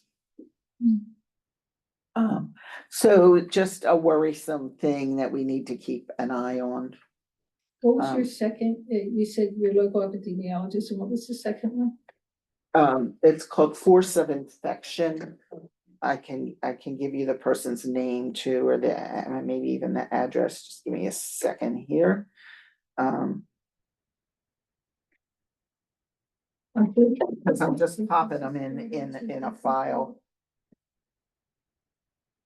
I couldn't tell that right now. I'm still seeing a lot of flu.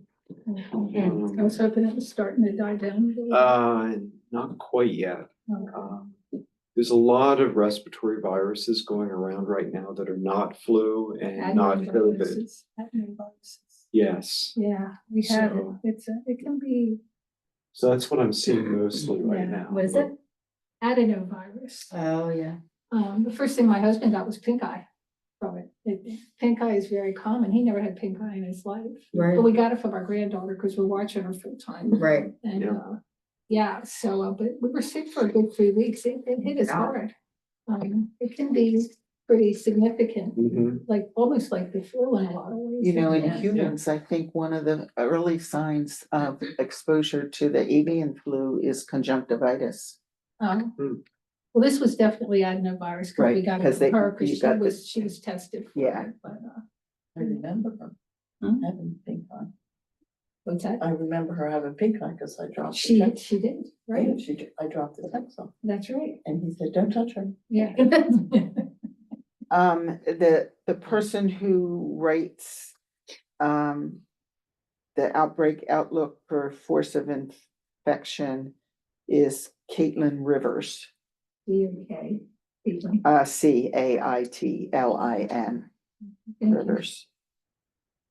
The other person who has had some really interesting information about especially bird flu, but also recently wrote an article on metformin and its use in treating COVID.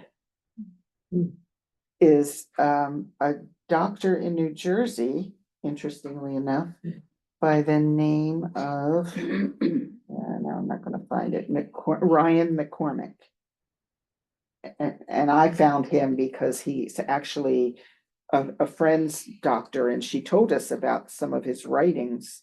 And so I looked him up, and he's just be aware, I mean, he sometimes, all of them sometimes do go a little political, so if you would find that offensive in any way, you know, just be aware of that, but I think that their information is solid, and I want it to have some non-governmental sources, because you don't know when they're gonna shut down again for a while, so hopefully not for very long.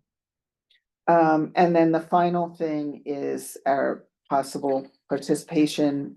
Clearly, we can't do attack addiction because that's on Saturday. But we have Separation Day and National Night Out in August, and you know, hopefully we can perhaps have a table or something at that. And sometimes just talking to people, we can get a sense of what people are worried about. Yeah. Health wise. So that's good. Does anybody have anything else?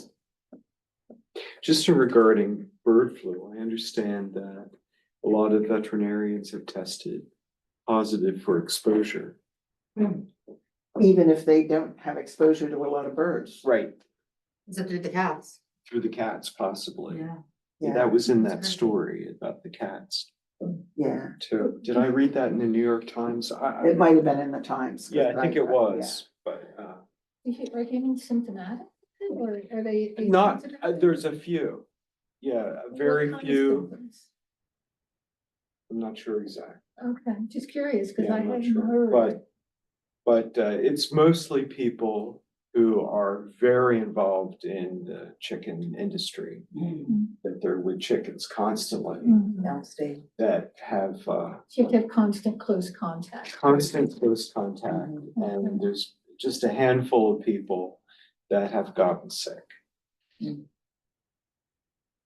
But they show, But- blood work shows. But blood work shows exposure. more exposure, so apparently it's a little more diffuse than what we thought.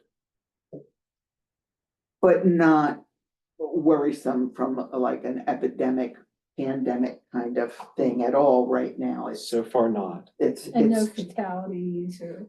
well, there has been one, I I- think. Yeah, something like that, In maybe one. Louisiana, I think. Were they Yes. very compromised to begin with? Or I- you don't We don't know the, Okay. And there was one adolescent in Canada who was very ill with it. Yeah. But has recovered. Okay. Is it treated more viral, bacterial? How is it treated? just Okay. supportive. Okay. treatment right now. I don't know if we have any antivirals for that. There is, Would be- an immunization for the chickens. You can, of a vaccine for the chickens that they haven't used widely so far because you can't then, ship or transmit, give the chickens, sell the chickens Okay, outside of the country, like to Europe or whatever, because they have really strong, rules against that. Europe does. Yeah. Okay. So, yeah. It's a very interesting thing to watch right now because like you said, David, it's changing constantly. And is it in other countries right now? Oh, yeah, I believe I so. believe it would be, but I don't know It's a good question. specifically. Yeah, just wonder like how far it's traveled. Mhm. But I mean, we've seen what's happened to the cost of eggs. Or Um, even finding eggs sometimes. right, and even chicken prices have gone up. And you know, it's in the dairy herds, so beef prices are gonna be affected. Well, everything is gone now, Period. period, like. Everything. I guess we'll be vegetarians. Well, first of all, you have to find people to pick the vegetables, okay, gonna be an issue. Because everybody's being, Oh, yeah, okay, yeah. downstate, it's gonna be an issue. New Jersey, it's just in the little surrounding areas for real. We won't get into that. No, but I'm just saying, It's true. Anyway, When do you expect to have a date for National Night Out?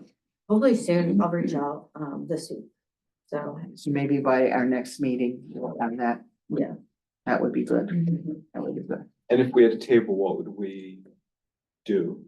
What would we, I how don't would know. we We'll present have to- we'll ourselves? have we have to, yeah. Talk about that. Yeah. What we wanna say, and gather that information, resources, you know, which will take time to do that. Because there's a we could lot. even promote the CCP, The what? the. CCP. Oh, CCD. Yeah, CCD. Well, they'll have a table. I'm Oh, sure they'll they'll Yeah, have a they'll have table. a Okay. table. Actually, they do program at the library. They have different things, you know, in the community. Maybe China, yeah, but I mean, if we wanna get some other people. If you wanna do a health fair sometime. I did that before. Takes a while to get people Yeah. together, the dates for a health fair. But if we did it at the same time as Brian Mataway That's what- doing the blood drive, Well, that's what I'm saying. it might bring some more people in to give blood and it might bring people into the health fair as Right. well. Right, so like Christiana Care, maybe you could do, you know, diabetes testing or someone, you know what I mean, like That's a good thought. other Yeah. things, you know. As long as you're not sticking me, you're good. Okay.